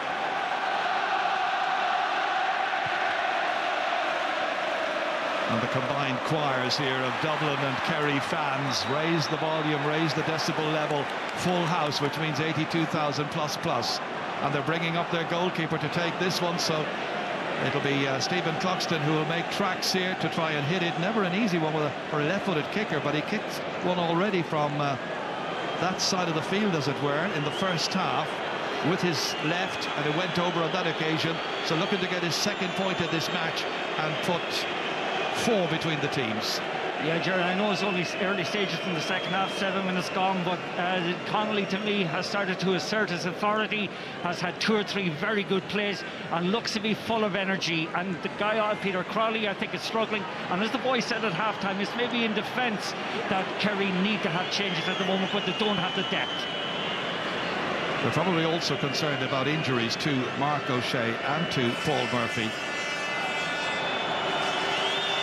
Cluxton starting out right. Will it come back into the hands that time of David Moore, and then he loses it, and picking it up is Paul Flynn over his left shoulder and over the... No, it's gone wide. Dublin fans on Hill 16 were ready to cheer that one. Missed opportunity by Paul Flynn. Oh, big opportunity missed that time, actually, to go and put them 4 points ahead. Beautiful bit of pickpocketing up front. Moran coming out, great tackle. Flynn, though, off form today again, maybe going back too much into defence, but that's the score he would have taken other years with his eyes closed. Well, truly, the conditions are treacherous. An overused word, I know, but this afternoon, so difficult for all of those players down there. Aidan O'Mahony back out into the middle as far as Anthony Marr. Bit of composure then required. Peter Crowley. Again, looking for a loose player. Breaking forward Marr once more, keeping it along the line over to Jonathan Lyne. And then comes Darren O'Sullivan, already making an impact. Johnny Buckley. Back to James O'Donoghue, kicking from 40 metres out. Has he got it on target? No. Oh, and they're going laterally, Jerry, if you notice, much more than they would have liked to. And again, a kick from this time, badly directed. Kerry need... okay. Brian Sheehan may be coming in at the moment. I'm not surprised that he's coming in for Johnny Buckley, who's off form. So Sheehan in. He also has that ability, of course, as he replaces Johnny Buckley, of being the Kerry free taker. And in conditions like we've got today, that could be very important. Cluxton slipped that time, still managed to get it down as far as Paul Flynn. Flynn, who's given Killian Young plenty to think about in this match. Kilkenny laid off as far as McCaffrey. Off he goes. Look at this for a race between 2 sprinters. And Darren O'Sullivan does enough to just halt McCaffrey initially, but back in there it goes towards McMahon, way up in the corner forward position. Across the face of goal. Marr, quick look over his shoulder. Back out to safety, back out as far as Fionn Fitzgerald. Both sides living dangerously, robbed there by Paddy Andrews. Andrews recycles here, back as far as James McCarthy. Fed inside. Michael Dara McCauley, first touch he's got in this match. Slip back inside again to McCarthy. Stopped there by David Moore, and McCarthy once again bounces it. Brian Sheehan's back there to help. Carried out by Sheehan once more. And the big St. Mary's man gives it to the Gooch. Colm Cooper. Hasn't been his match so far. Yeah, there's a touch of desperation actually about the Kerry defending a moment ago, and you don't want Cooper playing as a sweeper, Jerry. You need him further upfield, and Dublin are dictating that by McMahon getting forward. 3 between them. Cooper once again. David Moran. Anthony Marr now has a chance to carry this one forward. Fenton was ahead of him. Spins away there from James O'Donoghue. The backs are there in numbers. Cian O'Sullivan. 11 minutes into the second half. Straight out as far as Michael Darragh-Macaulay. Footballer of the Year when Dublin won this in 2013. Back out as far as Brian Fenton, who got the opening score of the match. He's a chance to put this one over the bar, or maybe even better. Oh, off the butt of the upright. There was a point there for the taking. He was brave, but perhaps he was a little foolish as well in that he didn't take the chance to put 4 between the teams.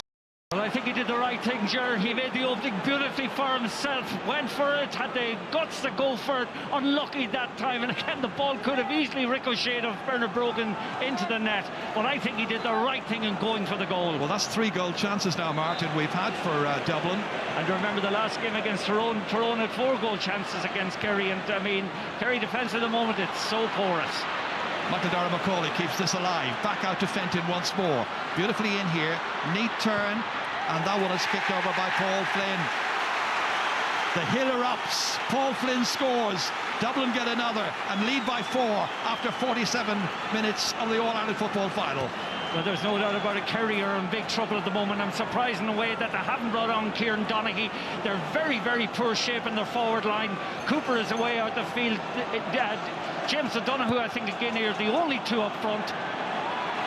That time Bernard Brogan, you saw, was nearly at the receiving end of that as that one hit the bottom of the upright. Back come Dublin again. They are relentless at this stage. They may have ceded the opening couple of points of the second half, but Kerry now with a battle on their hands, 4 behind as David Moran feeds it forward. Darren O'Sullivan out to Cooper, playing a little return ball. Darren O'Sullivan put it way to the right. 10 minutes now since Kerry scored. Well, that's the first bit of dynamic interplay we have seen from Kerry, it must be said. Sullivan rushed that ball, but the Dublin defence covering very effectively, but they'll be disappointed not to have brought the game back to 3 points. Mick Fitzsimons is coming on. Michael comes on in place of Johnny Cooper. Yeah, Cooper normally is taken off around this time in every game, but he's had a very effective game up to now. Yeah, it's an interesting substitution. As you say, they have been doing that particular tactic of changing cornerback in every one of the championship matches this summer. That's right, around the 45th minute. Just watch to the left. There's a right good scrap going on between Paul Flynn and Peter Crowley. Let it be said, Johnny Cooper had a very, very good match. But off he goes and things are freshened up at the back and get heated in the middle. A 4-point game. Dublin seeking their 25th All-Ireland title. Kerry trying to hold on to the one they won last year and make it 38 wins in all over the year. Kerry need to score badly, Ger, at the moment. If their challenge isn't to become derailed completely, I still say Donaghy would give them a different impetus, a different He's being direction. prepared, Martin. He's being prepared. Anthony Marr back here. Back to Cooper. Provider. Fumbled initially. Darren O'Sullivan back in as far as James O'Donoghue on the left, and he steers that one over the bar, and he's now got 3 in this match. Didn't score in last year's final, but they won then. He preferred to win. It's about the team ethic, and Kerry have that team ethic, but Dublin have a 3-point lead still. Yeah, lovely seam of cuteness and guile that time between the 3 inside forward, resulted in a good point by O'Donoghue. Donaghy comes on, Gainey goes off. And Paul Gainey got 2 points in the first half and didn't let the side down during that time. But this is a change of approach now. It's very much a tactical switch on the part of Kerry. We know what to expect right now. It surely is going to be route 1. Route 1, but at the moment it must be said, Dublin are by far the more polished team. And Kerry have got to win the ball in the middle of the field first. They do. David Moran, Darren O'Sullivan, up to the big man, and the star has got it. Lays it off, a fumble there by Donnacha Walsh. Kerry behind by 3, back out once again to Darren O'Sullivan, settles himself, and that steadying effect is good because he put it over the bar and got a second, and now it's just a 2-point game, and there are 20 minutes left in the All-Ireland final, thanks to Darren O'Sullivan's latest score. Kerry getting closer. Again, Dublin make a hash of their own kick out and then return it to Cluxton, and very nearly it was given away for a 45, but now unchallenged, trying to sum up his options. Every one of the players near him, in front of him, was being marked, so he turns it out to the right to Rory O'Carroll instead. Fitzsimons, first touch. James McCarthy. McMenamin needs to go again, trying to get away from Aidan O'Mahony. Michael Dara McCauley. Will the subs be the ones who will turn it around for Dublin and win eventually? They have a 2-point lead still. Yeah, the fouling is coming a little bit more frequent in this half, Ger. A lot of aggressive stuff, but you never saw players in an All-Ireland final playing in their suits. Kieran Kilkenny slipping the little handball here in as far as Jack McCaffrey, then Darren O'Sullivan tackling, challenging. In comes Cooper to try and win it. Ball held too long, free out. Kerry's free from their own 20-metre line. First time in the game, Ger, really, that Kerry are starting to assert a little bit of authority. They'll be pleased maybe the introduction of Donaghy is giving them a slightly different impetus. But again, I'm just repeating myself possibly, but they need somebody up alongside him. Now that's going to be countered by John Small coming on. And wouldn't be surprised if he comes in and marks Kieran Donaghy.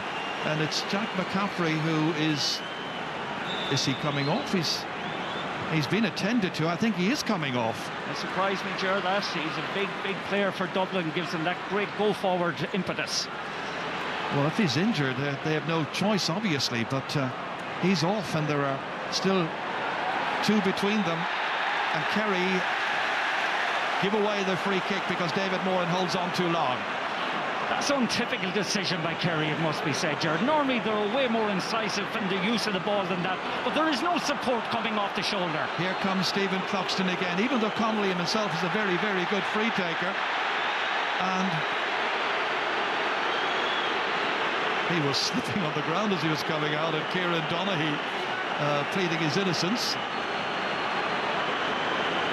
It is going to be a Dublin free kick, and Stephen Cluxton now decides to take a few seconds off the clock. No particular hurry. Dublin are ahead. 53 minutes are gone, as you can see. Kerry fans feeling he's overdoing it. This is what happened here. A little push from Kieran Donaghy. Nothing major, nothing really menacing about that. You know, a little bit of hard things today, Stephen. Yeah, but if anything, Stephen Cluxton's now managed to get himself the best part of a minute shaved off the clock from the time, and he's given himself every opportunity to boot this one over, get his second point of the final, and in the process put Dublin back 3 points in front again. 50 metres out on a rain-sodden afternoon. That's swinging away to the right, missed opportunity. That's the second one, actually, is missed from distance, Ger, but both benches now are being emptied, and remember, both benches bring an awful lot of experience and an awful lot of menace. David Hickey there, the team doctor, had a little word with Jack McCaffrey, pat on the back, one of the great stars of the past, of course. So Jim Gavin, and likewise Eamon Fitzmaurice, living on their nerves right now, normally very calm individuals. Into the middle of the field, there's an All-Ireland to win here. Jonathan Lyne back as far as Shane Enright. Little block on it, gets to line once again. Then Anthony Marr, surrounded. Slips away from Connolly.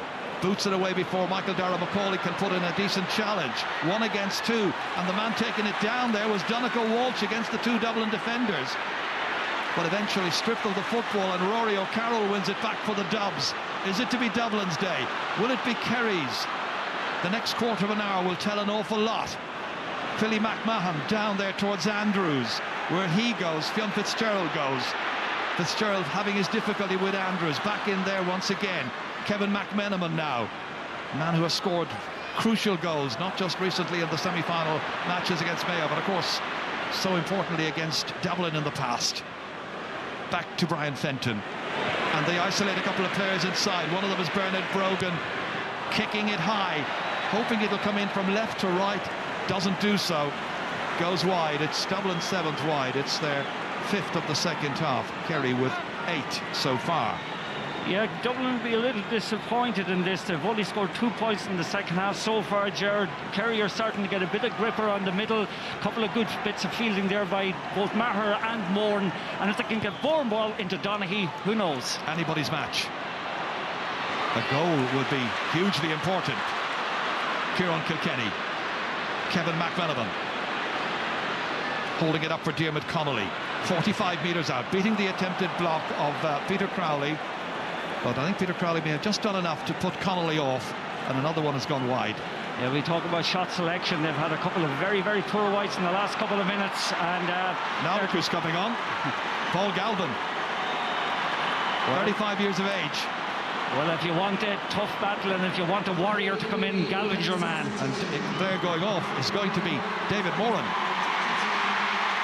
David Moran went off in the semi-final as well, and Galvin comes on.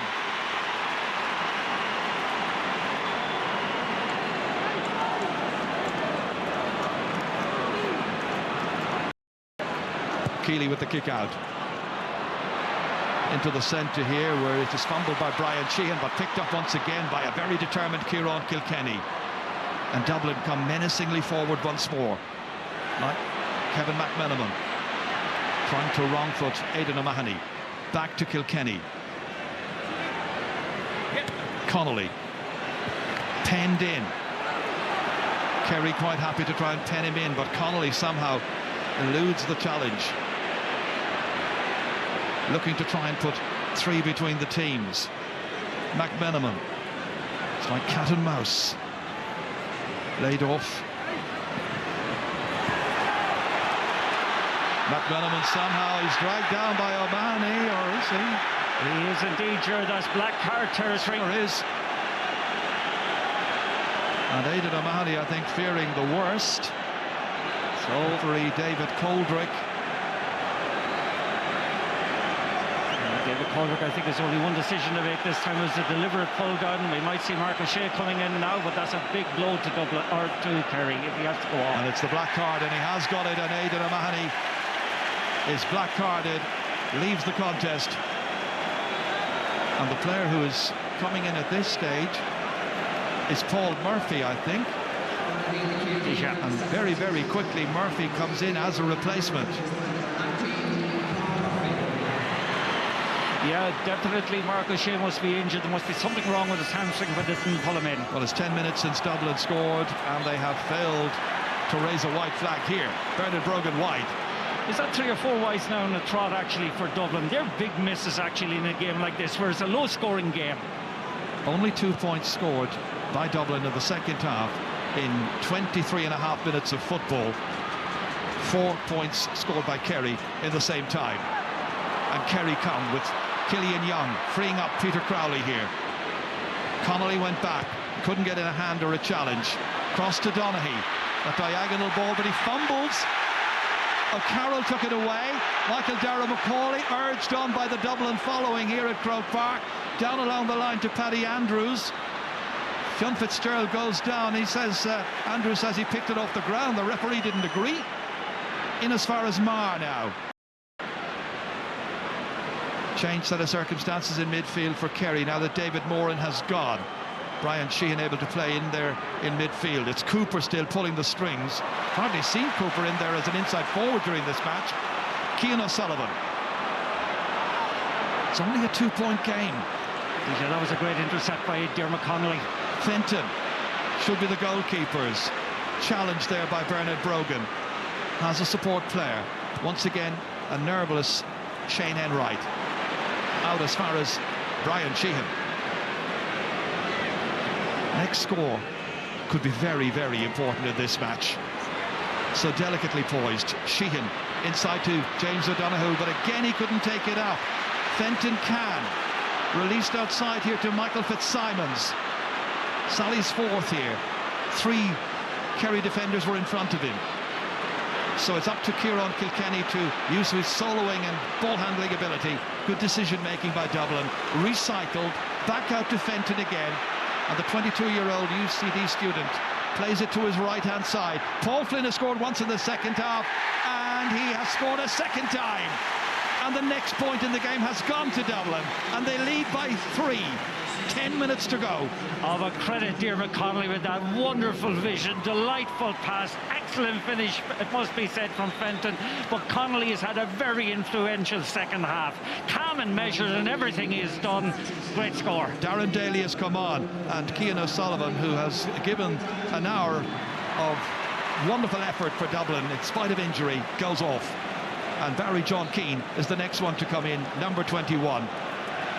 By all accounts, Ger, he's been the form team or the form player in training. He's coming in from O'Donoghue, who hasn't had the best of days. Last year's Footballer of the Year, never quite showed us his full range of skills in this match, but then he started the year with an injury which curtailed him for a long, long time. Killian Young, Brian Sheehan, Kerry with it all to do. Galvin back in here. Sheehan kicking for 45 metres and kicking poorly. No great pressure on him. Should have been able to do better with that, and he'll know it. Stays at 11 points to 8. Yeah, well fielded there by Sheehan, but just as that wide, it's interesting to watch actually Colm Cooper remonstrating with the umpires about the treatment he's getting from Philly McMahon, and it wouldn't be surprised actually if the referee comes out and has a word with Philly McMahon about his behaviour. Well, that may be exactly what we're going to see next. David Coldrick, who handled the 07 final, Kerry versus Cork, and the 2010 Cork versus Down finals. Very experienced official, and his umpires have indeed brought, as Martin Carney was saying, Philly McMahon's, shall we say, treatment of his opponent. Philly pleads his innocence. Well, I think it's not going to be enough to avoid a yellow card. Yeah, it's amazing in the replay against Mayo where he attacked and left the kind of negativity behind how effective he was, and he has been so good up to now, it's ridiculous to actually pick up a yellow card. 2 yellow cards for Dublin, a black card for Aidan O'Mahony of Kerry. Kicked away by James McCarthy. Kerry have it back. Brian Sheehan once again. Harassed but fouled by Michael Darragh-Macaulay. And Dublin will want to see him take the free kick quickly. A weary-looking Macaulay, even though he's only come off the bench, I suppose, 10 minutes ago. Well, if anybody can direct a ball from this distance, it's Brian Sheehan. The most wonderful long striker of a ball, one of the great best I've ever seen. It's 55 metres out, central position. It's within his range. Can he make it? Up into the air, but dropping to the left-hand side, and a missed opportunity. That's 2 in a row now that have gone astray from Brian Sheehan for Eamon Fitzmaurice's team. Yeah, 10 wides for Kerry, 8 points to their credit, but 3 adrift, and now only 7 minutes remaining in the final. Yeah, there's no doubt about it. Dublin are still holding the whip hand. Dublin are still dictating the trend of the game. Pressure there immediately on James McCarthy following that kick out. Pressure from Galvin. Overzealous, however, i.e. fouling. We have a loving up here on the other side, yeah. We have a couple of players on the deck. Jim Gavin getting a little incensed about that because his man, Kieran Kilkenny, was one of the players involved. Might just catch a glimpse of this here from the camera behind. Yeah, there you are. Is it? I don't know who it is. A little spike down there. Yeah. His marker had been Jonathan Lyne. I'm not sure that Jonathan was the player involved, however. That ball is kicked all the way down here, and Michael Darragh-Macaulay winning his race with Brian Sheehan, and he kicks it off Sheehan's legs, and he gets a 45. Excellent play by Michael Darragh-Macaulay. His team 3 up, and they will have the next scoring opportunity. Yeah, the correct decision that time. Great ball, though, into the corner. Good presence of mind by Michael Darragh-Macaulay. Got the deflection of Sheehan. Just watch it here. Definitely a 45. But at the moment, Ger, I know they're not consumed by panic yet, but Kerry need a goal very, very quickly. If Cluxton nails this, we're going into the last 5 minutes. I can't remember a goal chance created by Kerry so far. Not one. Another quality diagonal high ball into Donaghy since he came in. Again, an important free, but not as important as the one, of course, in 2011. That one won the All-Ireland after an earlier goal by Kevin McMenamin in dramatic circumstances. But can he make it? It's going away to the right-hand side. He's missed quite a few. He's just got one, but each time he's gone up the field there, a lot of seconds have been used up, and that's in Dublin's favour at this stage. And the time is very much against Kerry with only 5 minutes remaining, plus presumably another 2 minutes of added time. Here's Galvin. Up to Donaghy. They've got to get something special here pretty quickly. Donaghy surrounded by 2 players. Will the referee allow play to continue, or pull him for overholding, and he's pulled him for holding on too long. Or has he? No, I don't think it's so. It's going to be a free. 20-metre free, I think. He was held that time, I thought. He might even opt to throw it up. He may throw it up. He got the ball that time. He's held down. He does well to get the regain possession. Loses it. I'm not sure why he's throwing up the ball. It was either free in or a free out that time. Alan Brogan's coming on. Brian Fenton's going off. Alan to come on and enjoy the last few minutes of this at the end of a wonderful career, replacing a young man at the beginning of his. So he throws the ball up at the end. The referee, Donaghy, has it. Here's a chance. Oh, Killian Young had the opportunity and he let it slip from his grasp. And in came James McCarthy, and Dublin can break once again with Alan Brogan picking up his first possession. All the way down to his younger brother Bernard. Back to Alan again. Two former footballers of the year, the Brogans. Has options right and left. Needs to make his mind up, and his mind was made up to kick it with his left and to boot it over the bar. What an introduction. The hill erupts. Sea of blue and navy there. Ready to salute a point by Alan Brogan to see Dublin 4 ahead. Can they remain in front? Is there a Kerry response? Killian Young kicks it. It's spilled there by Rory O'Carroll. In comes Kieran Donaghy. Back once again towards Colm Cooper. Cooper looking for reinforcements. They're too far back from him. And eventually it is kicked forward. Here's Paul Murphy. Out by Michael Dara-McCauley like a basketball player. Flipped it away. In the end, the ball is handled on the ground. It's going to be a free out. Kerry are protesting actually that Donaghy should got a penalty that time, but going back to that miss by Killian Young, the break-up field in the score, that was the seminal moment in the match. Kevin McMenamin holding on. Again he moves forward with power and with menace.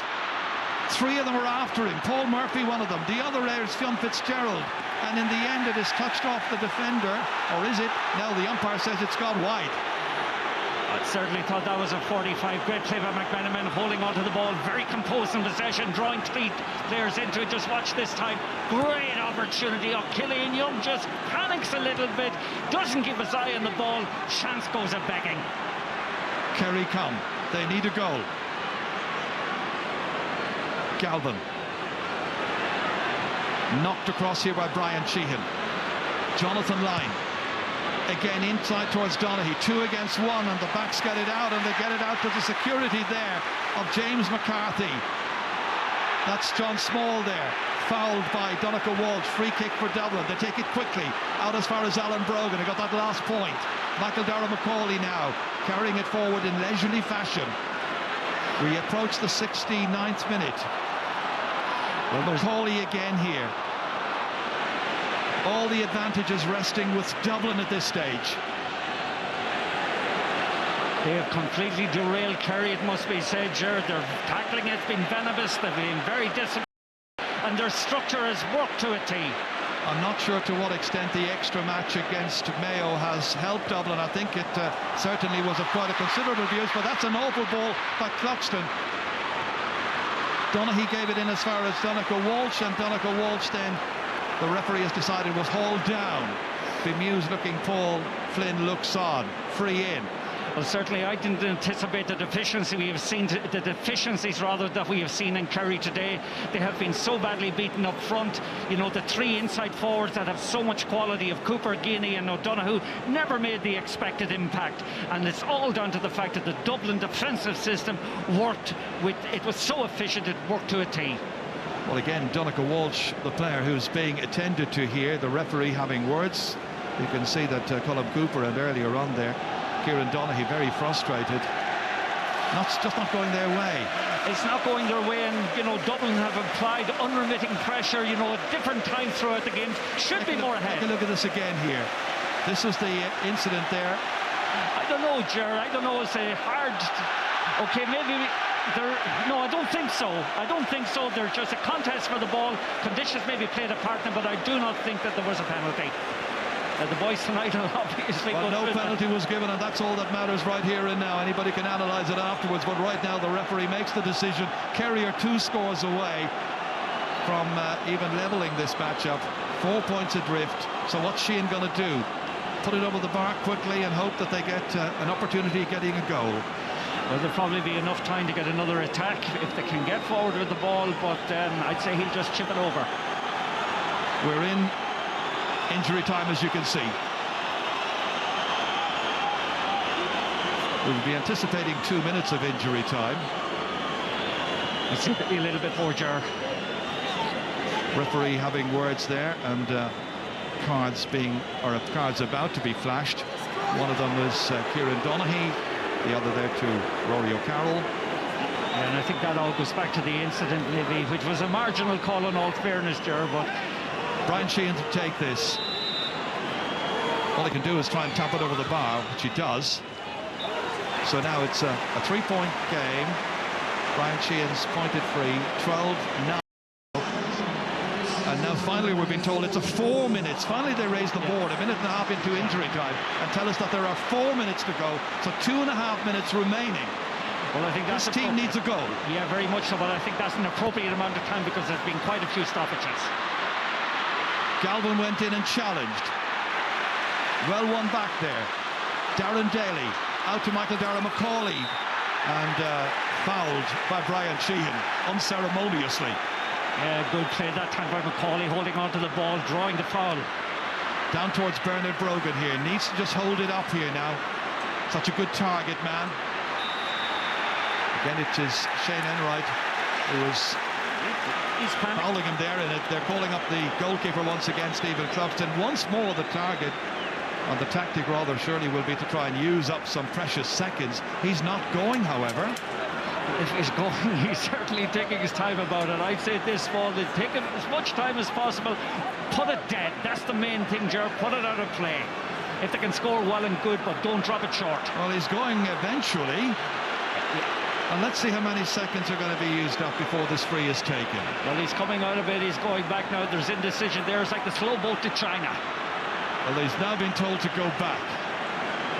Brian Sheehan has got a yellow card. Wretched afternoon for Kerry, by and large. Only 9 points on the board. 3 behind. Dublin with an opportunity now to kill it off here with another score.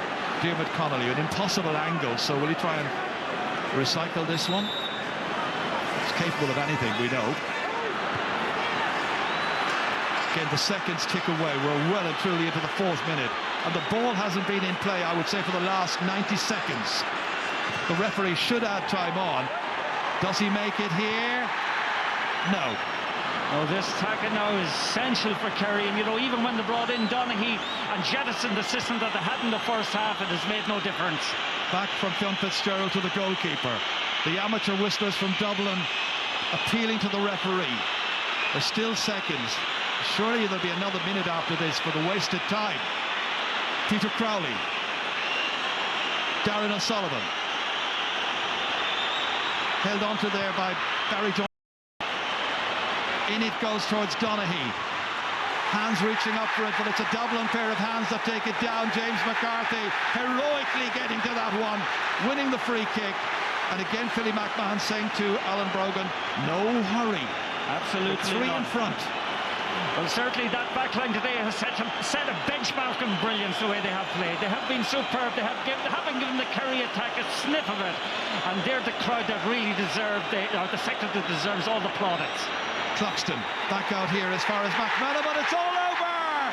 Dublin have won the All-Ireland for 2015. Johnny Cooper and all the others. Kevin McManaman celebrating with the fans. Sam Maguire will be spending the winter in the capital as Jim Gavin's team see off the challenge of Kerry. Disappointment for Kieran Donaghy. Delight for the goalkeeper. Delight for McManaman. Delight for everybody. And they have won back the title that they last held just 2 years ago. What a day for these Dublin players. The subs come on there. Tomas Brady, one of those who didn't play today but played his part during the championship. Bernard Brogan, of course, again. So once more, Eamon Fitzmaurice has seen his squad undone by the Dubs. Jack McCaffrey, a point scorer. And what an afternoon for Dublin football. They win by 12 points to 9. That's the third time in 5 years that the Leinster champions have accounted for Kerry in the championship. Yeah, that's actually, when you look at it. So let's go down and let's get some comment. Ian O'Sullivan, congratulations. How does that one feel? It's just words really can't describe this feeling right now. It's absolute euphoria. Winning an All-Ireland final with these lads is just an absolutely amazing feeling. Is it extra special given that it was against Kerry and they were the All-Ireland champions?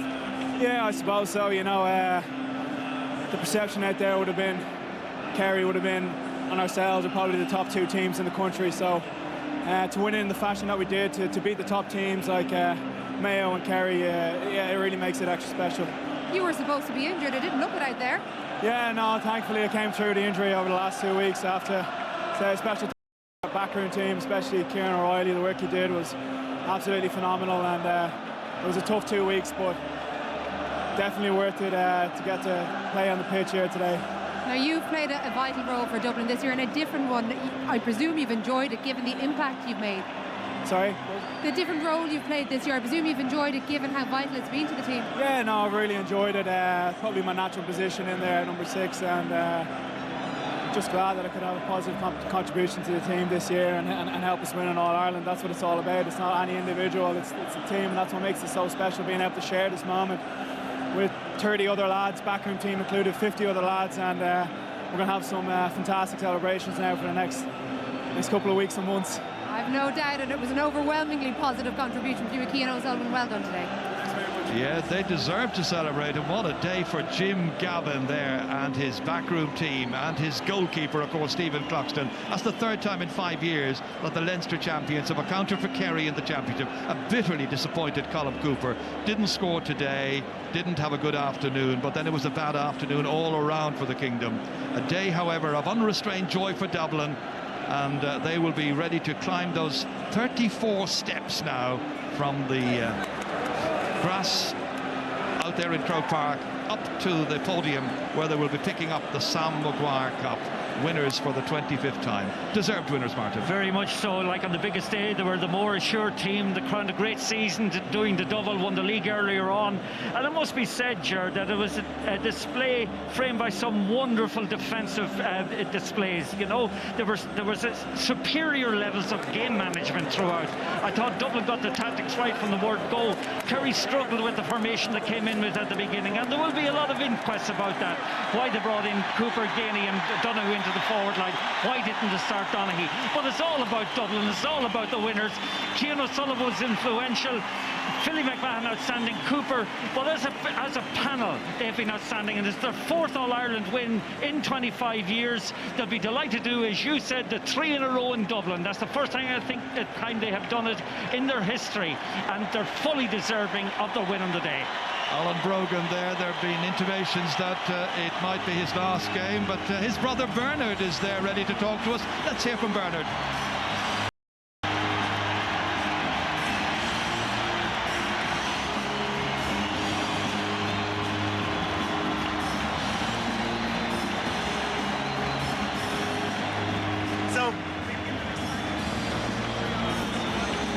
I'm sure Bernard is sounding very, very happy, if you could lip read.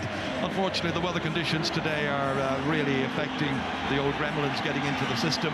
There's Diarmuid Connolly, 28 years of age, 38 championship match today. Didn't score, but he is absolutely delighted. Oh, what a performance. You know, they swept through Leinster, might have fallen to Mayo the first day, improved immeasurably in the replay, and today they beat the county with the richest tradition in Gaelic football, the team that they love to beat. Dublin winners once again, All-Ireland winners, as I say, for the 25th time, and they are just don't want to leave Croke Park. They want to just savour the moment here with the floodlights there. Even though the rain is pouring down here, cascading down, they are just enjoying it, enjoying every solitary moment of it. And now the team captain, Stephen Cloxton, from the Parnells Club, the teacher here in Dublin, 33 years of age. He faced Dublin today for the 5th time in the championship, and he has won another All-Ireland medal. The opposite, of course, for the Kerry men out in the middle of the field. But young and old remember this, especially the Dublin fans. Diarmuid Connolly or Blue Panther Nua. Well, full credit to the players out there today for braving the conditions, wretched, awful, horrible conditions. Just one of those days, unfortunately. And at the end of it all, Dublin won't care. They will celebrate in style. And Cian O'Sullivan somehow managed to come through. He was the talk of the last 2 weeks with that hamstring injury, and paid tribute there to the physical people at the back, the physio Kieran O'Reilly and the doctor Kevin O'Malley, for making sure that he was A-OK. And they're now able to come across here now, and it's time to reclaim Sam. Yeah, and just go back to it, Jerry. You know, you look at the display a rookie like Brian Fenton had throughout. I thought he was wonderful, replaced by Alan Broken later on. When you consider the impact McMenamin made, in particular holding up the ball, and similarly with Michael Dara McCauley. But the guys, to me, who made it count on the day were the likes of James McCarthy, Rory O'Carroll, Philly McMahon. The backs. The and defence. You know, they were the players that people were saying weakest part of the team. Yeah, when they were running in the last 10 minutes in the semi-final against Mayo, you know, they were ragtag at that stage, but today they got it right in every respect. Not alone did they neutralise Kerry, but they actually provided great ball for the forwards. And on a day, okay, when there were so few scores, like 12 points to 9, you know, it was their backs that actually provided the platform. Time for the presentation. Jim Gavin looks on, will celebrate. Paul Flynn, who had a marvellous game as well, his best game of the championship.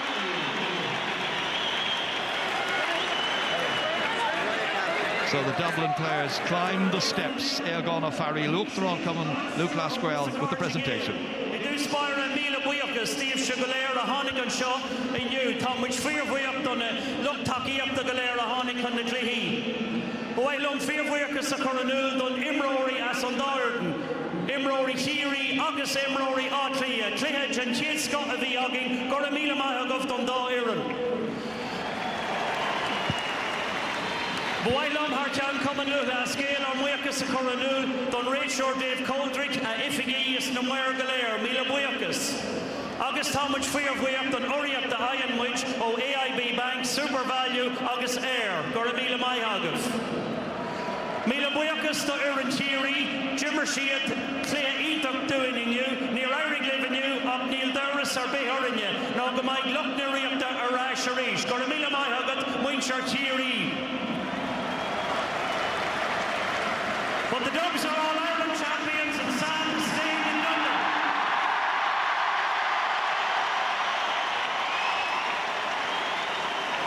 Under difficult conditions, this was a wonderful game of football. Congratulations to both teams and well done to Dublin, your deserving champions for 2015.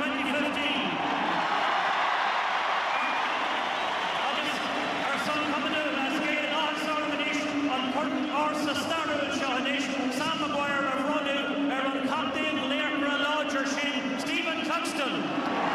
GAA President Eoghan O'Farrell presents Sam to Stephen, and the Dublin captain lifts it aloft as the Dubs are crowned champions for the 25th time. Champions for 2015. Party time in the capital. They do it in twos. They won it in 2011. They won it in 2013 under Jim Gavin, and under Jim again. What a day for Dublin football. At the end of a tough season, an emotional day for all concerned, Dublin emerge victorious. And now Stephen Cluxton, who we know to be a very quiet man off the field and doesn't like speech making, but here you go again, Stephen. On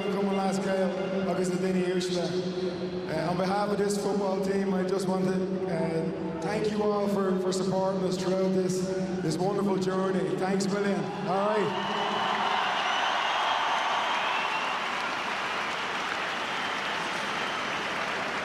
It is an absolute privilege to lead these guys out onto the field every day. They left no stone unturned this year to try and get Sam Maguire back, and they're a credit to themselves.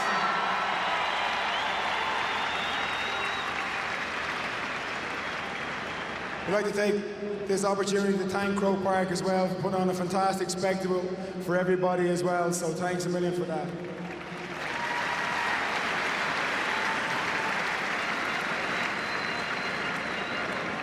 I'd like to take this opportunity to thank the County Board for the amount of work that they do in promoting the game. it's very easy for people to turn around and tell us that we've money to spend, but if you don't have the players to put it in, then it's no use to you. So thanks a million to the county board.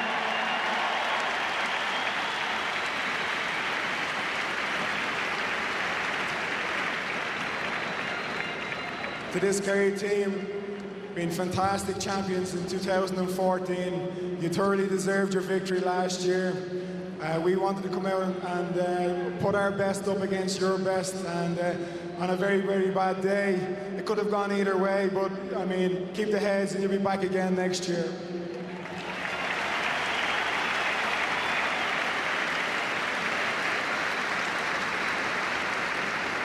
To Jim and all the backroom team have put in a phenomenal amount of work right throughout the year. It started about 2 weeks after we got beaten last year, and we said that we would go hard at it this year and that we'd do our best to bring the Sam back, and that's what we did. So congratulations to Jim and the backroom team.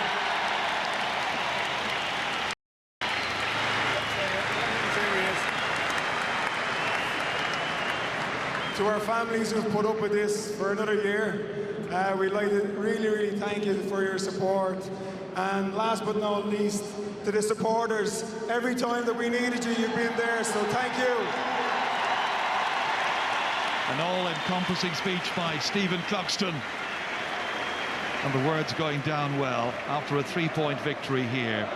Dublin 12, Kerry 9. That's all that matters. As each of the players now, starting with Diarmuid Connolly, will get the chance to hold Sam aloft. The most famous trophy in Irish sport, all except that. Philly McMahon probably played the game more as a forward than as a back today. And young Brian Fenton, 22 years of age, quite brilliant. John Small there, came on, did well. Paddy Andrews, point today. Great semi-final. McMenamin, who's killed Kerry so often in the past. And Dennis Bastick and Child. There's James McCarthy. His dad will be a proud man. He's done it as well against Kerry over the years. And all the subs get an opportunity there to have their bit. Cormac Costello and, of course, Rory O'Carroll as well.